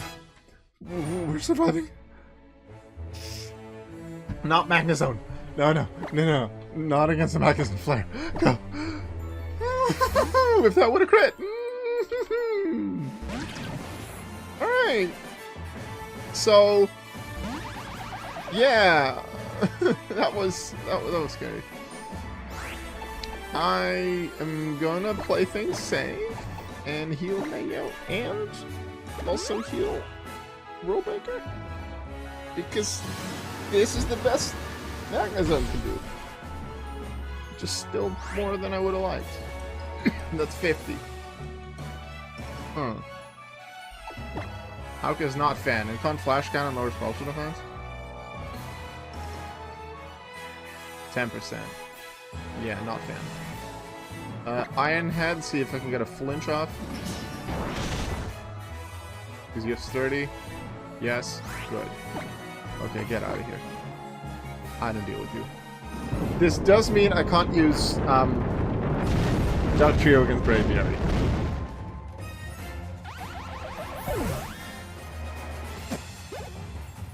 Ninetales out first, please? Yes, okay. So I can actually heal Dugtrio. Braviary will be the last one. Wait, actually. Fairy move, Ice move. Mayo. I'm gonna use Mayo. Mayo resists all of Ninetales moves.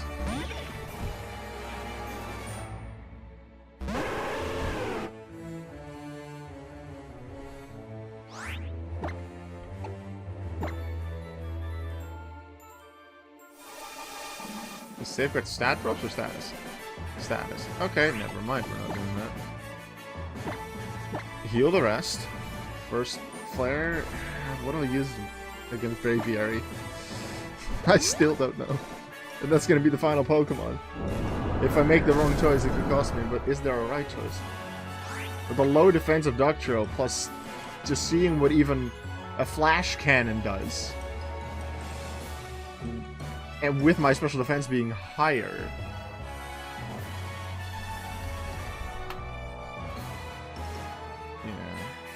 I think I'll survive Stab Brave Bird, but only if it doesn't crit.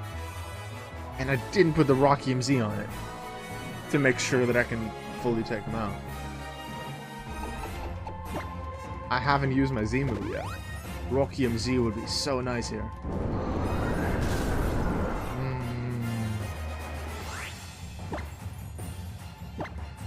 I'm on full health. 50 from that.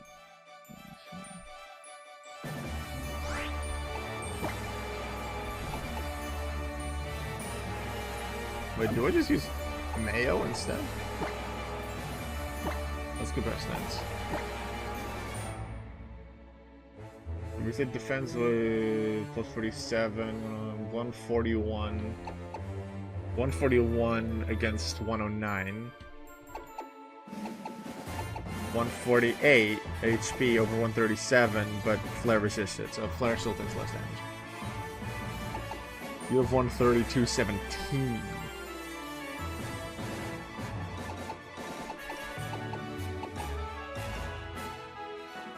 So maybe Incineroar is better. But Incineroar doesn't outspeed. Dugtrio outspeeds Braviary.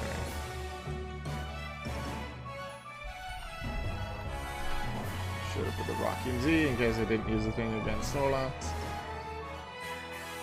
I can still. I'm gonna use Flare and then Stone Edge. I 4 times resist Rock with Dugtrio, meaning that Stealth Rock will do very little damage, but I'm still scared. If I miss Stone Edge, then oh my god. If I miss Stone Edge, then Brave Bird is gonna get close to a KO. Crit Brave Bird will. I am very convinced of crit KO for sure KO, even if this isn't good.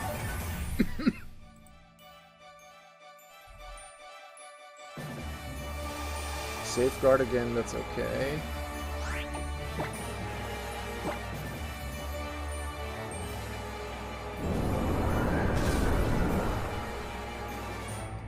Sludge.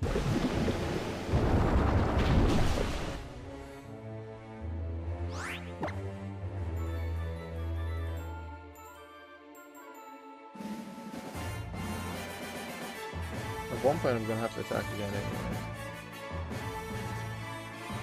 Yeah, I'm committing to Dugtrio, so I don't need to heal. Oh, they'd probably add Blizzards. Another move that I didn't intend to be Beastall, but it just happened. Okay, they still have Safeguard. It could be that we have just one more turn left, and then we go Deathless through Alola, which is huge. My first Deathless run in Gen 7 for Deathless and Alola, which is basically the same thing because Gen 7 only has Alola games. But then you have stuff like Gen 3. I've been Deathless in Gen 3 before, but only in Kanto and Leaf Green. I've been Deathless in Johto, in both Gold and Soul Silver, but I haven't been Deathless in Sinnoh.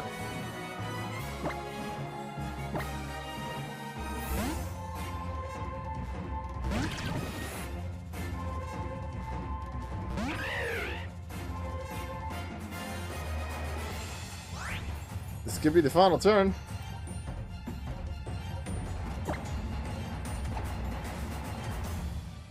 Flare. Stone Edge. You've never used the move, but you hit the move. Deathless in Alola. Let's go. Crit kill.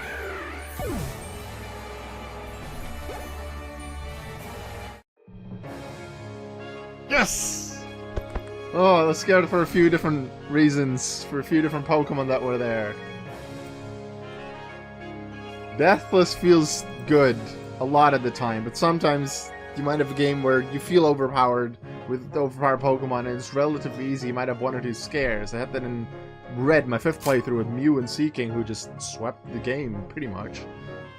But then sometimes you have those really scary moments where it's a lot less likely to make it deathless. My second one, Leaf Green, playthrough 10. The URs were Exploud, Spinda, and Plusle. I made that deathless. Ivysaur helped, Metang helped. Lotad didn't do anything, Lotad just sat there. But that was... How did I even get that deathless? That feels so good. MVP. This is the MVP of the run. American Burning got nothing on 6 new Hall of Famers. Shiny Hall of Fame. I'm gonna use a shiny in a few battles after this, just to have used it because it feels appropriate. Also, I'm gonna use the Insinium Z, the C move, for Incineroar, because Incineroar never actually used a Z move in the E4. It was just Twinkle Tackle from Scarf and then Continental Crush by Flare.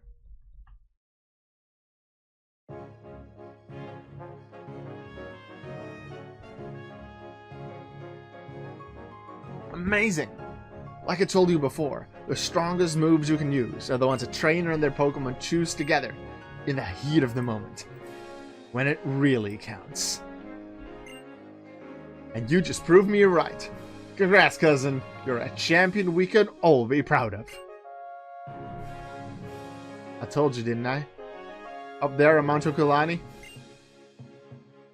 Man, the Pokemon and the trainers in Alola really are the best. I want everyone in the world to know that too. That's always been my dream.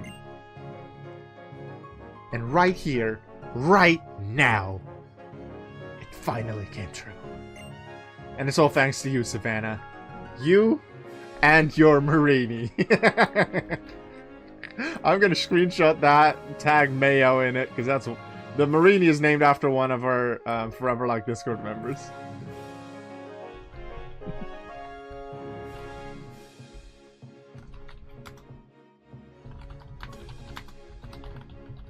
You helped Professor Kukui's dream come true.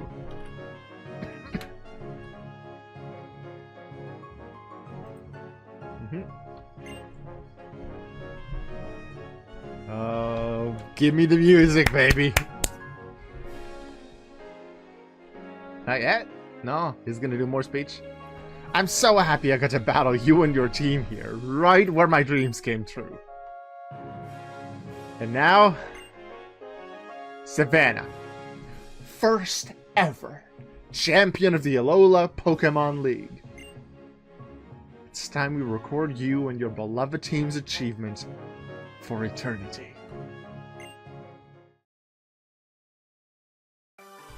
Yes! Music! We're not gonna get this one in the next playthrough because Galar doesn't do that. Yeah, Mayo! Scarf is through, Deathless Hall of Fame, player in there, even though it's not that defensive. OrangeRanger, shiny Hall of Fame. Rule Baker, second in Foreverlocke Hall of Famer in this playthrough. And Pip the Picky Peck, who did 3 fights, including against Drifloon. It's fun to have a normal type in the Sun and Moon E4, so you just take out the Drifloon. Yeah!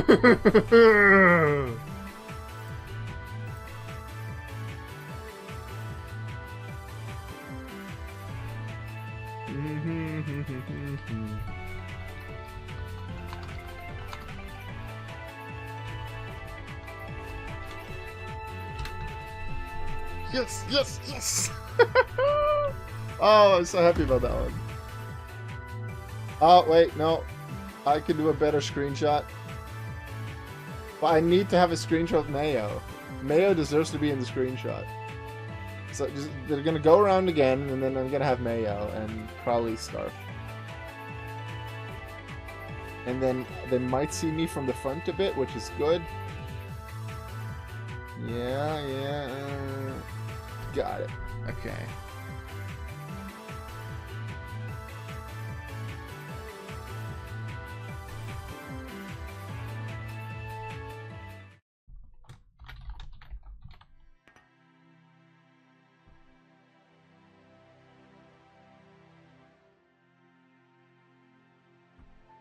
You've entered the Hall of Fame. Spectacular! Much as the sun shines upon the moon, illuminating it, so have the friends you made during your island challenge illuminated your life. You have grown so much.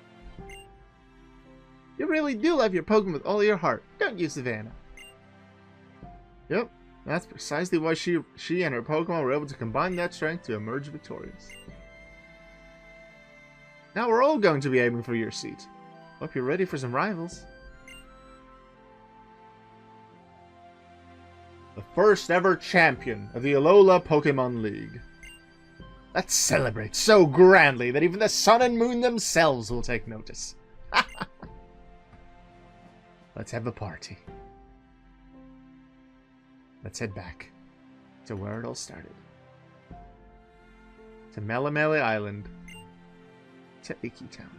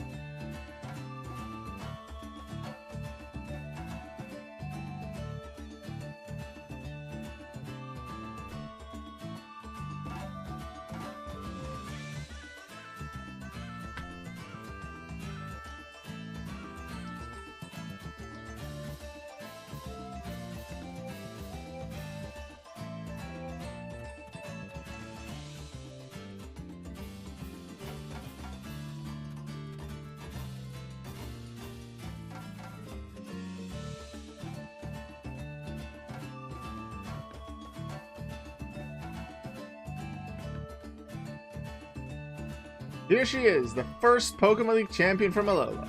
Let's go for celebration, so let's all get to it. Stare.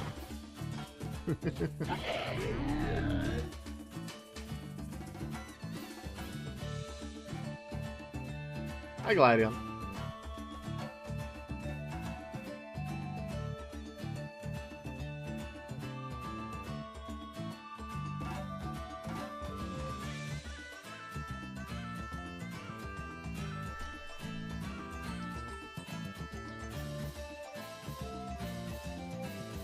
Z-move!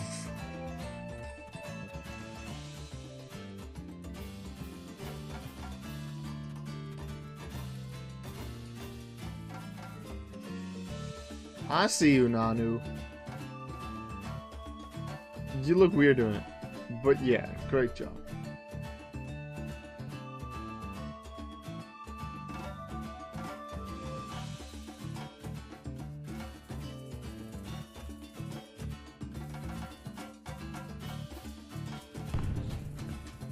Fireworks!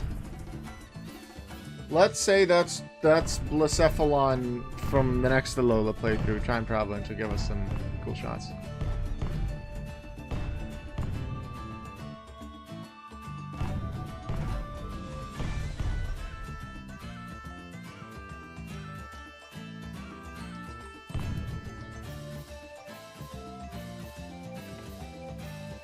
Everyone happy and jumpy and happy and the party, not party.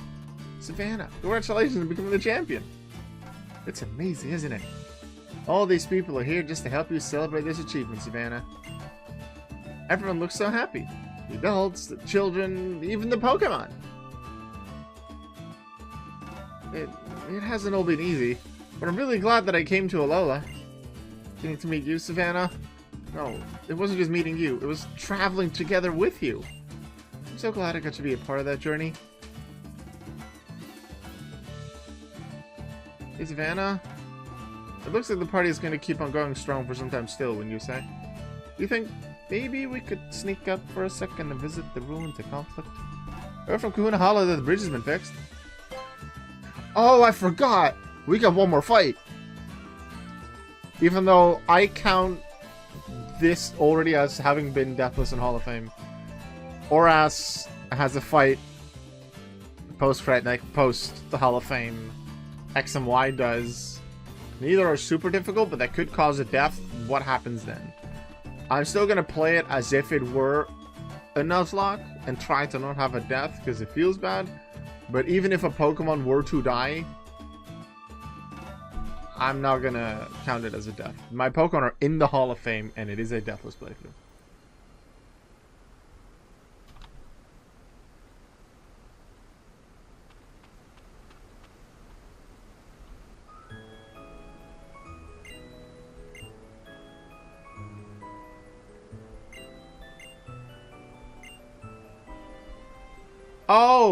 Oh, you mean Nebby? Oh, you mean the little gas ball thingy that was in your bag, and then it went out and then became the asteroid thing, and then when we were at the altar, it became like this lion, and then it brought us to Lusamine, and we saved Lusamine, and it brought it back, and then you told me to catch it. That Nebby? Oh yeah, it's doing great. Yeah, I didn't release it. No, I didn't. I released it yesterday. Because I can't use it in Foreverlocke. I already have a Sun Nebby. I'll just take out the Sun Nebby from Ultra Sun and act like that's the Nebby. Totally. That's how that works.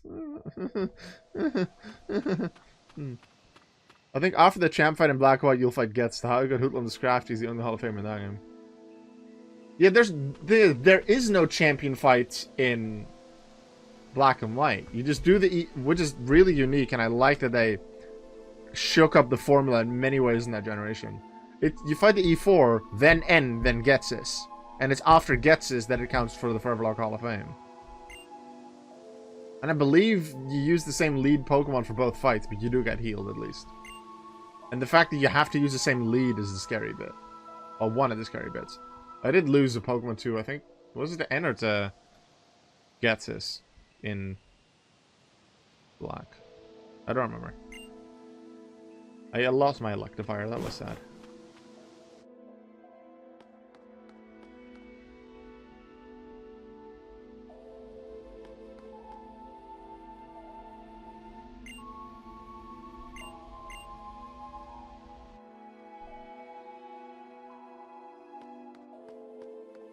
Yeah, I already have all Tapus. I kept the Master Ball for this fight in the original playthrough in Moon to catch Tapu Koko. And then I didn't catch it in the second one in Ultra Moon.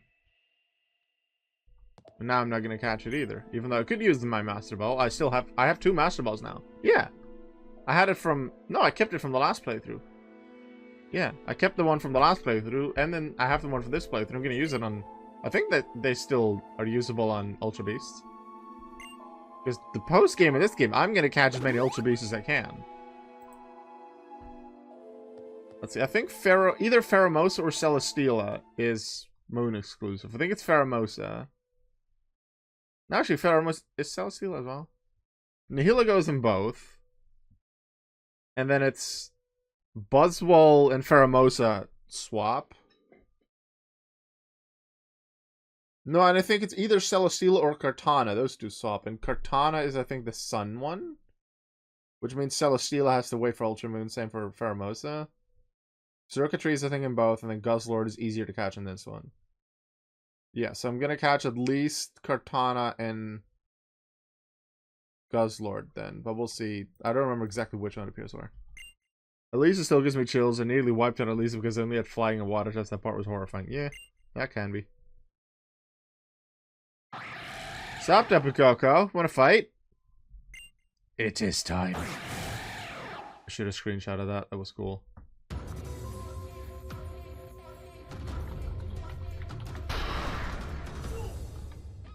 We're not even at the credits. I'm fighting Tapu Koko. You know what? In Pokemon Moon, I caught it. In Pokemon Ultra Sun, I ran from it. Let's beat it this time. Flare, go. Too bad I don't have the Ground DMZ equipped.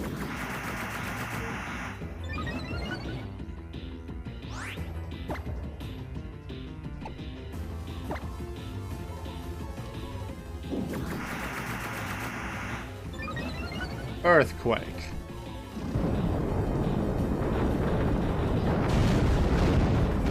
Bye.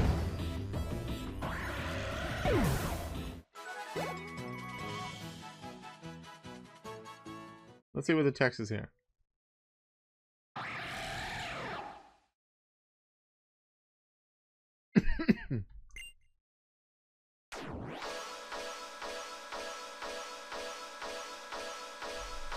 Z.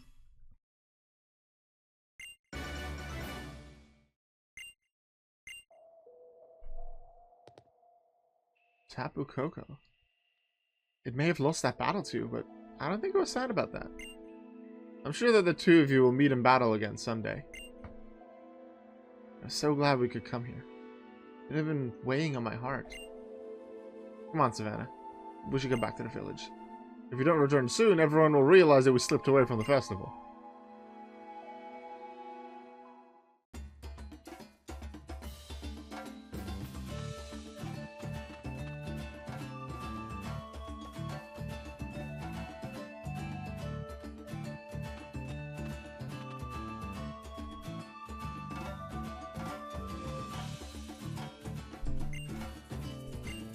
Battle Royals! The Mass Royal is here. Oh my god!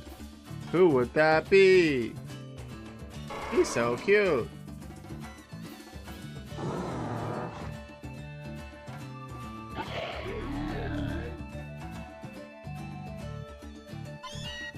Meowth?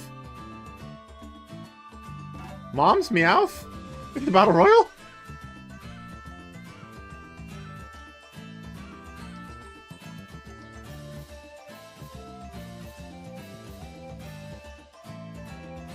Wait a second, he looks similar to Kukui, my husband. Nah, that can't be right.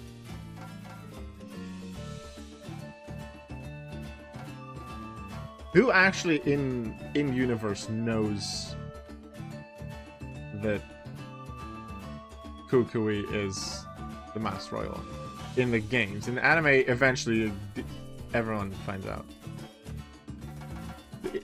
Molayne knows. Is that it? Like, outside of Kukui himself, of course. Are you tired, Taki?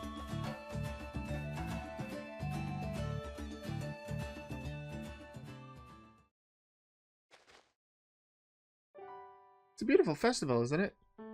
Everyone looks so happy. I hope that you'll always stay just the way you are now, Savannah.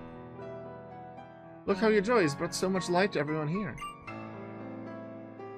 I think even my mother would have smiled and laughed to see this. If she could have come. I think my mother is getting a bit better.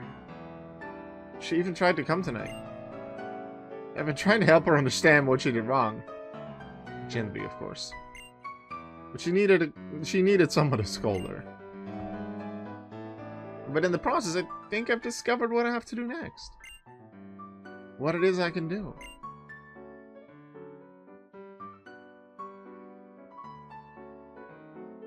Savannah, I'm going to... Huh?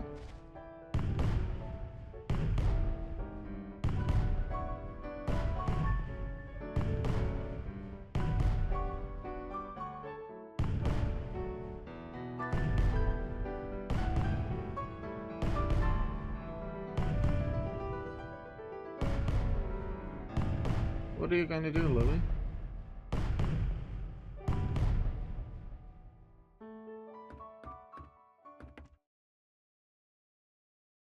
Look at this. Everyone's so fired up.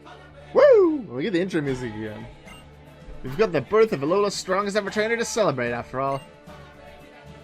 And I'm gonna keep training with the Lima for a while, and then I'm gonna beat my Gramps for real at last. And then I'm coming for you, Champion Savannah. Savannah. No. I mean, Champion. I'm sure everybody here wants to see your partners, too. Come on and show us those partners that were there for you for so many of your discoveries. New experiences and adventures on your island challenge. I like it. Let's send out the Pokemon.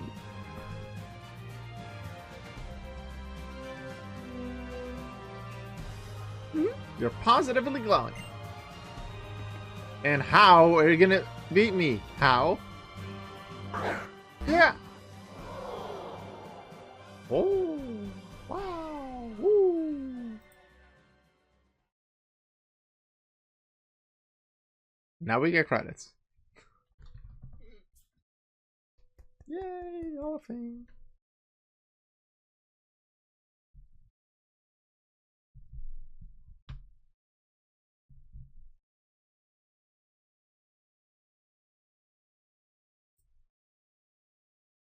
And so Savannah's Island Challenge came to an end.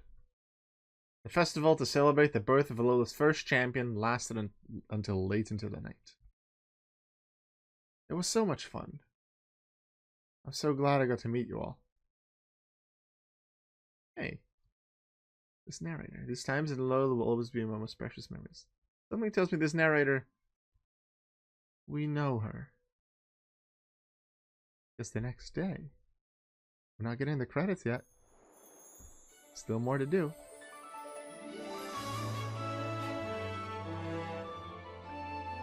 I wonder what will happen today.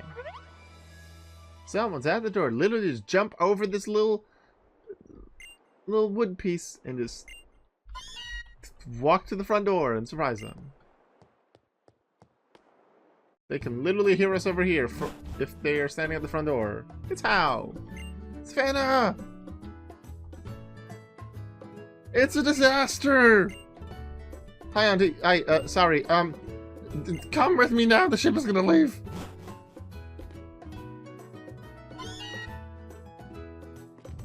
Oh, see you, Mom.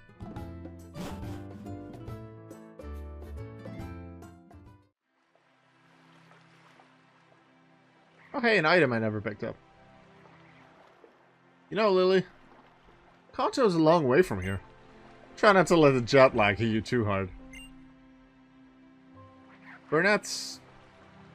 well...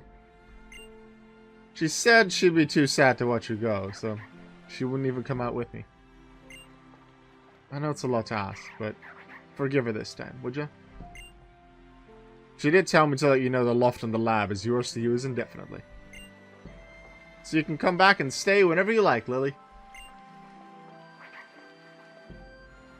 You didn't tell us! Oh, I'm sorry. But I've decided.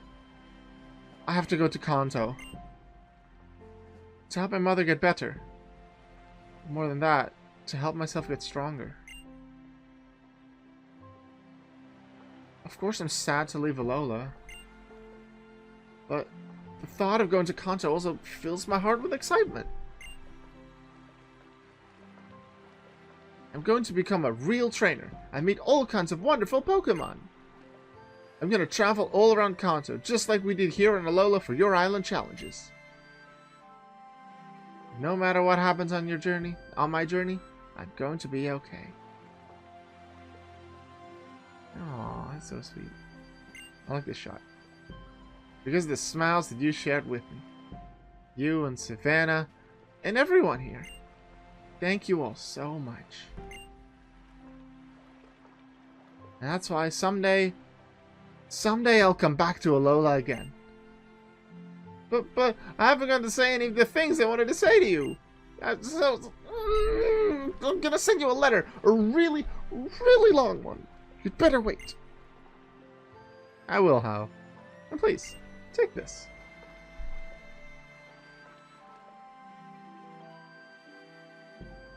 Was it a malasada? It had better be a big malasada. Savannah, it may look a little worn, but that's because this is my most treasured belonging once. Aww. A plushie.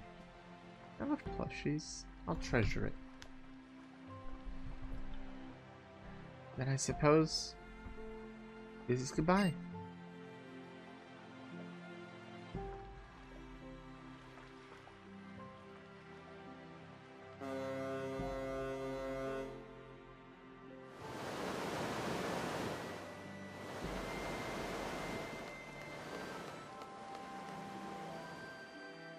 Bye-bye. Gladion, where you at? Are you on the ship or not? Lucimine's going. Is Gladion on the ship?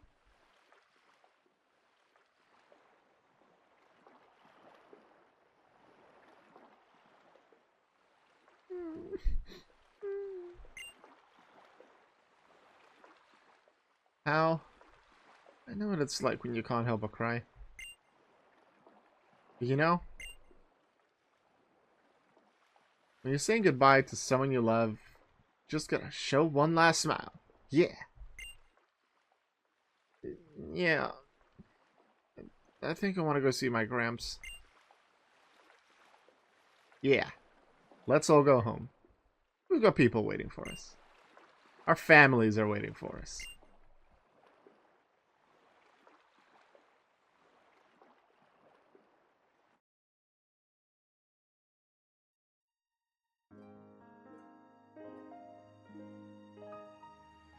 No credits yet. Still not. Now we do. Credits!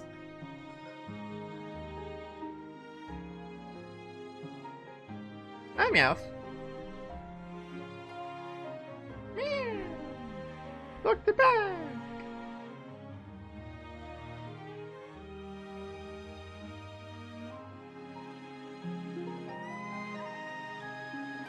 Yeah.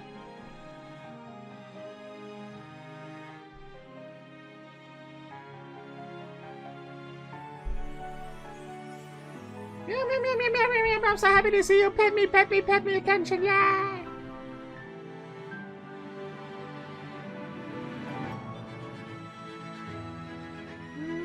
Stay!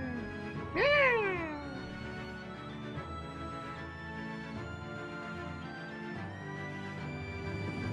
She just screenshotted the... I wasn't fast enough. A close-up of just my character looking. That could also be a meme. Like from meme format, 1 or 2 fun images.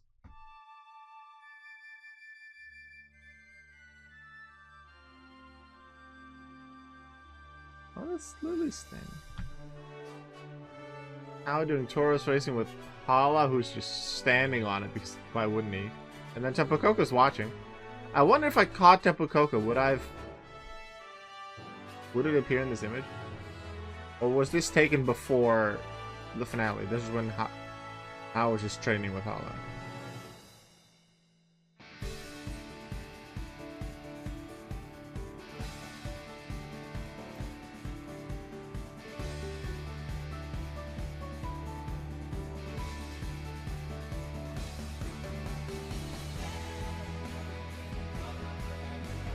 Well, thank you everyone for being part of this 29th Foreverlocke playthrough. My 3rd time in Alola, where we beat Pokemon Sun. Deathless. Deathless run number 8, which keeps the streak going for 25% Deathless. Because even if I don't go Deathless, it runs 30, 31, 32. Because this one was Deathless, we keep the 25% going. Even though it's been since run 22 since we got Deathless, the 22 being Deathless made sure that we didn't need to go Deathless 25 to 28 effectively. And still kept the 25% going. It's still weird to think about. It's been a while since we've gone deathless, and we've had 8 runs out of 29, which in a way doesn't sound like that much, but that's over 25% of my runs that are deathless. Which is nuts. Let's see if I can keep that up until the end. I think I probably will not. I think I'll go better than 25%, maybe slightly. At some point. But I expect that much later in my Foreverlocke adventure, I'll probably drop down because there's going to be a lot less Pokemon to choose from. Sure, early game will have high level Pokemon, like level 30s to start with or something like that, or even 50s, 60s. But then the late game might be scary. Because I might be 20 levels over, but if I have a type disadvantage, then that's fun. Hey, Lana. Did you catch a Kyogre again?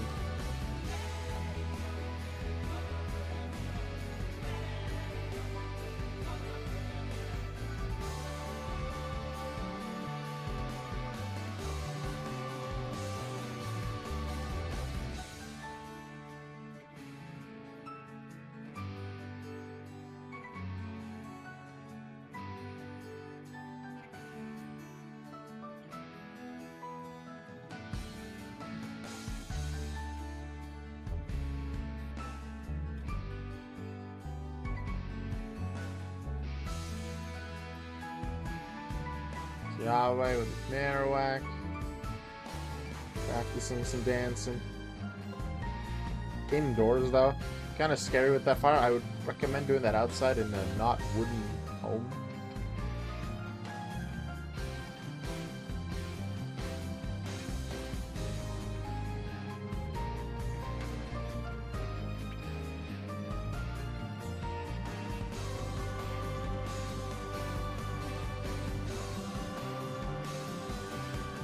I have some post-game to do, which will not be in this stream.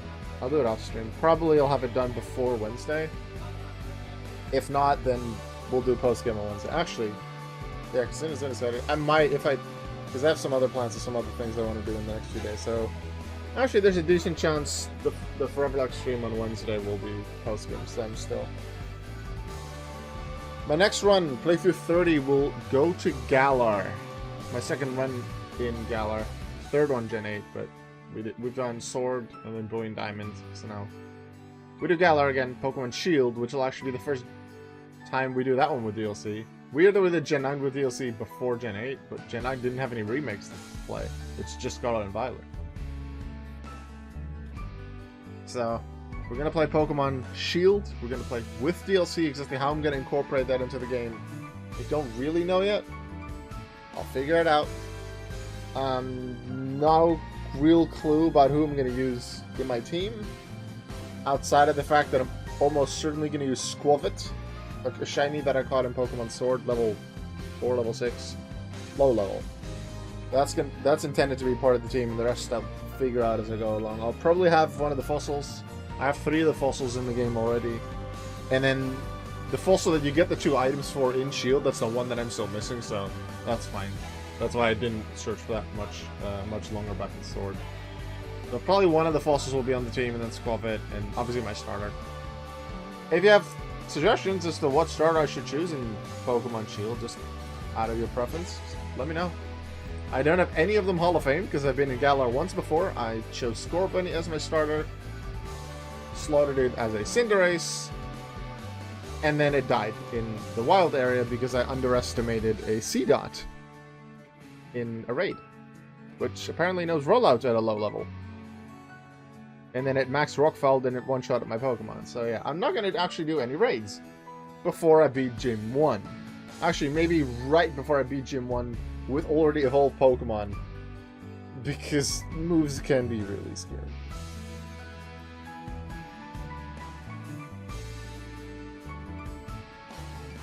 Hi, Mina. I like to see Mina.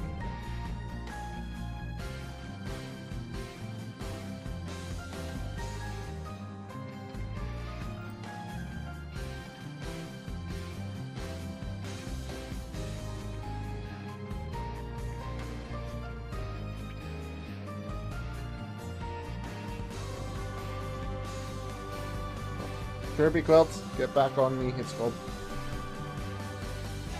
Hey, cool shot of Kuzma.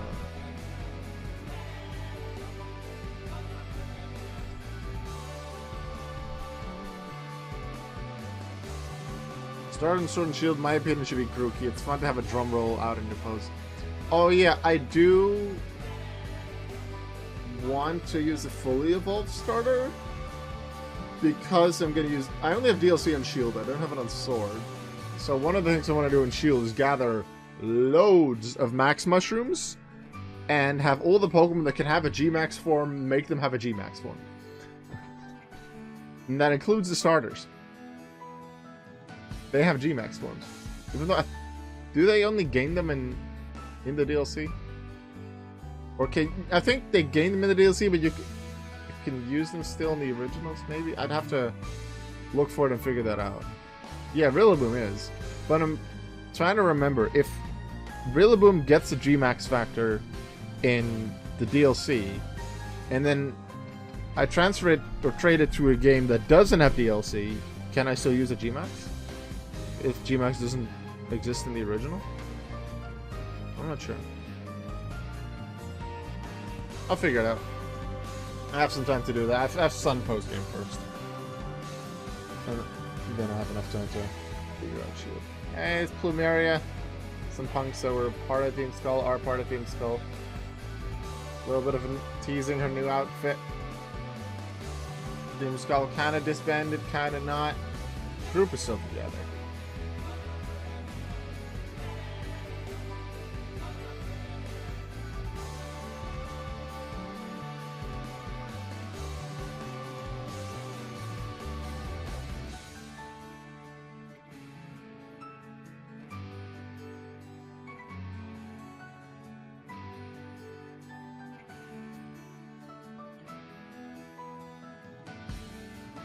Aww, Silphalli and Gladion.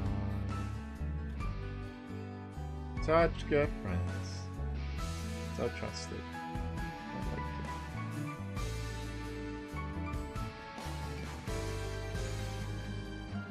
The only thing I intend to do still in this stream is update my Nuzlocke tracker with the correct levels, and then post that screenshot in the Foreverlocke Discord. Use Shiny Ledyba in like 2 or 3 battles just because I want to use Shiny Ledyba. And then use Instant or Signature Regime move because it's cool.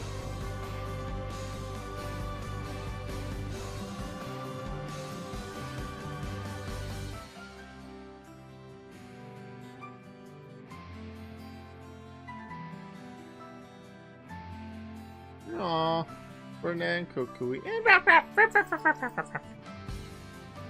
The fact that he has the Rockruff with him in the games that lives with him, and then he also has a Rockruff in the anime, makes you really think that it is his Rockruff. It's never fully confirmed in the games, but in the anime it's not actually his Rockruff, it's just a wild one. And he happens to take care of it, which is how Ash was able to get it.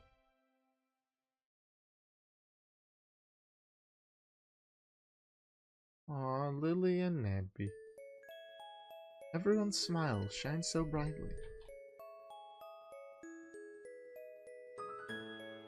Those smiles led us to so many other people. And those meetings will lead us to a bright future.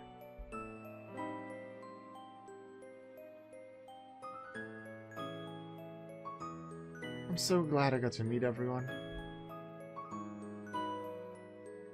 I'm so glad I got to meet you.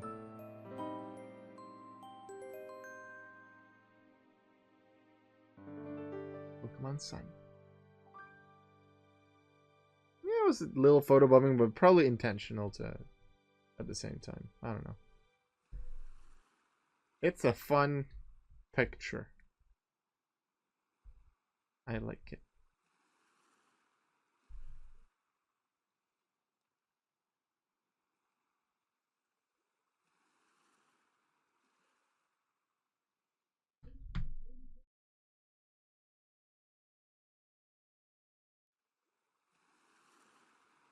Oh look, it's my original look. From from when I started my adventure and I didn't have my outfit yet. Oh, that was in the package that Lily had. It was an island challenge amulet. And then some fun pictures. From really long ago. That's cute.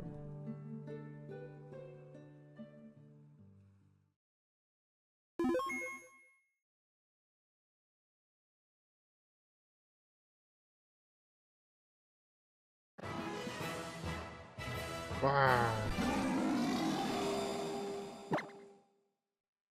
Is this where Looker shows up? I think this is where Looker shows up. Oh look, it's a Zygarde core. I'm not gonna grab it.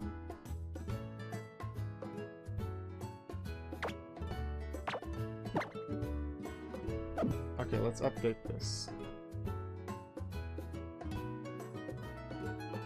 Rollback to 63. Scarf to 62. Flare to 63. OrangeRanger to 63. Mayo to 63 on the tracker. And then Pip is 60.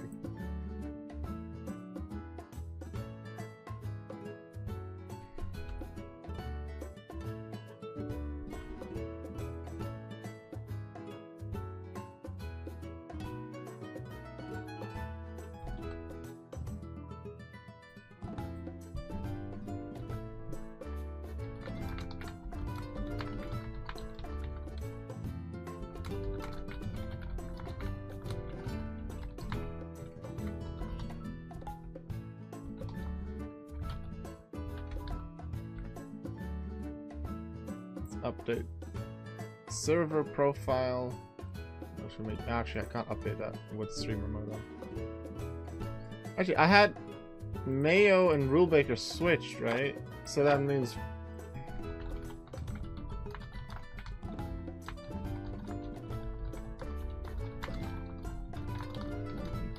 champion. So Rulebaker is Hall of Famer number 150.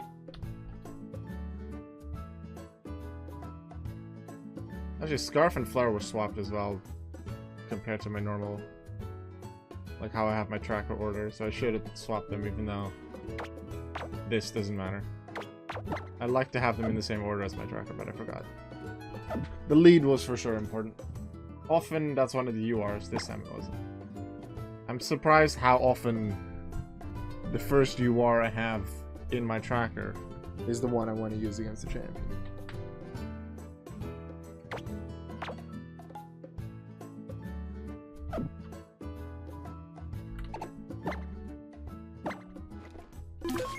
Alright, we have this to use. Wait, you can use the Z move for the new episode of Destroy Something with a Big Move.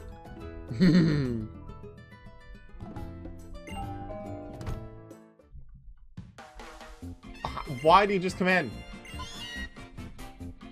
Is the door not... is the door not locked from the outside?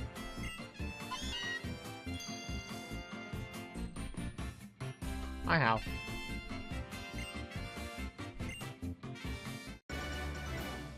Oh. And Primarium? Yee.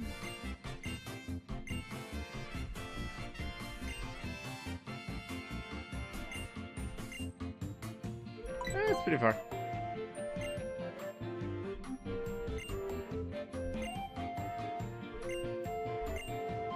Dad? He's a strong trainer, real strong I think, but I guess he really hated being the son of the kahuna and everything. So he works far away from Alola these days. I think I'm gonna go trade myself up the battle tree and then beat you, Savannah. And I'll be a champion next time I see him. Seems like a nice little present, eh?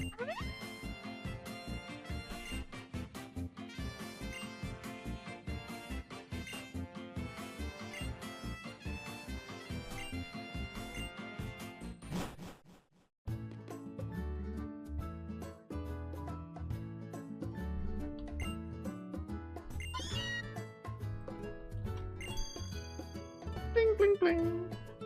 So much bling, bling.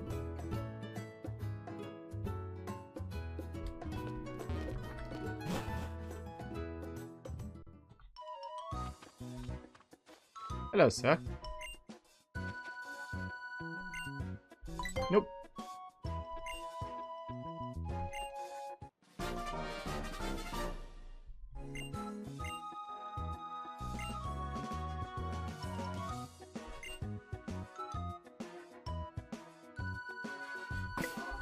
Right. Of course. Written on it is a request for you to go to a guest room at an Alola motel on Route 8. That's for the Ultra Beasts. Right now, I'm not going to do that.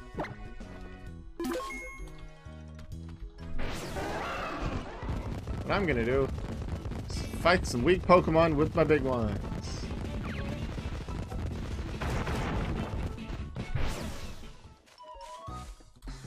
I learned recently that all the right Pokemon, except for Machamp, give you a lower chance at wild Pokemon encounters. I didn't know that.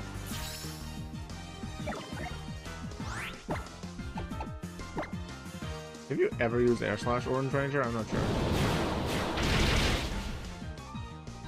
I'm gonna get another shot at it.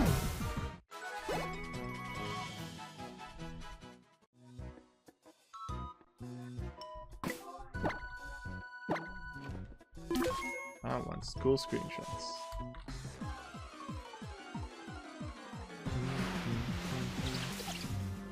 If I find a shiny here, it counts. By the way.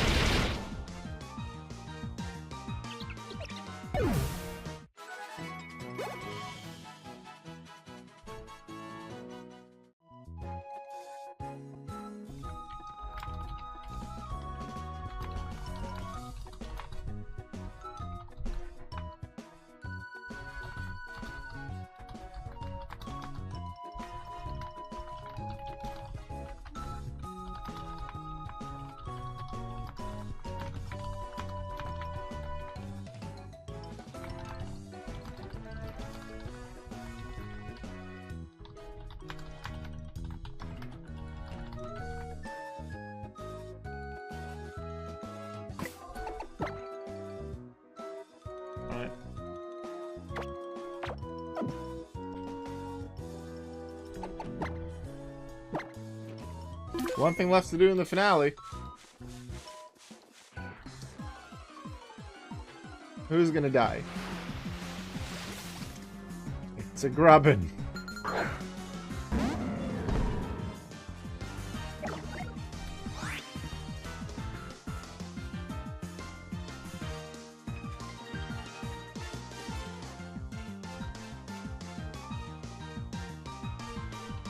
Now it's time for the 29th episode of beating small Pokemon with big moves.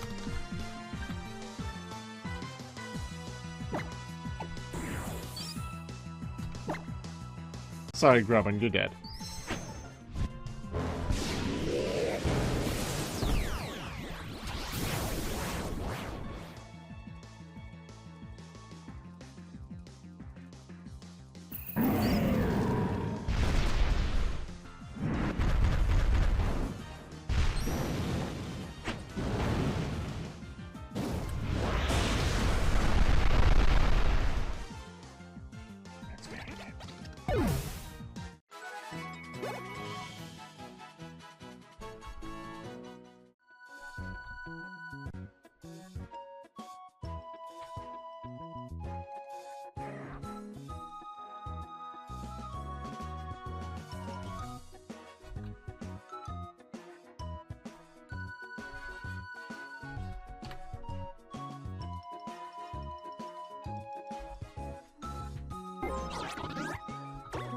That was it for this playthrough.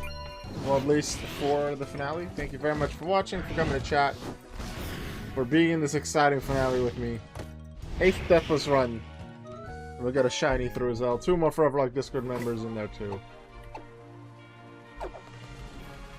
Next thing for me to do is choose a team for the post game, and one Pokemon that's for sure going to be in there is this Tapu Fini called Wendy, because it's level 100. That's gonna help me catch the Chikorita and the Marini as well, because it can just half their health with Nature's Madness. Then I'm gonna have to catch them Ultra Beasts. Thank you very much for watching. I'm gonna send you out in a raid, and then we'll see you next time. Make sure you always remember that you are worth it. Bye bye.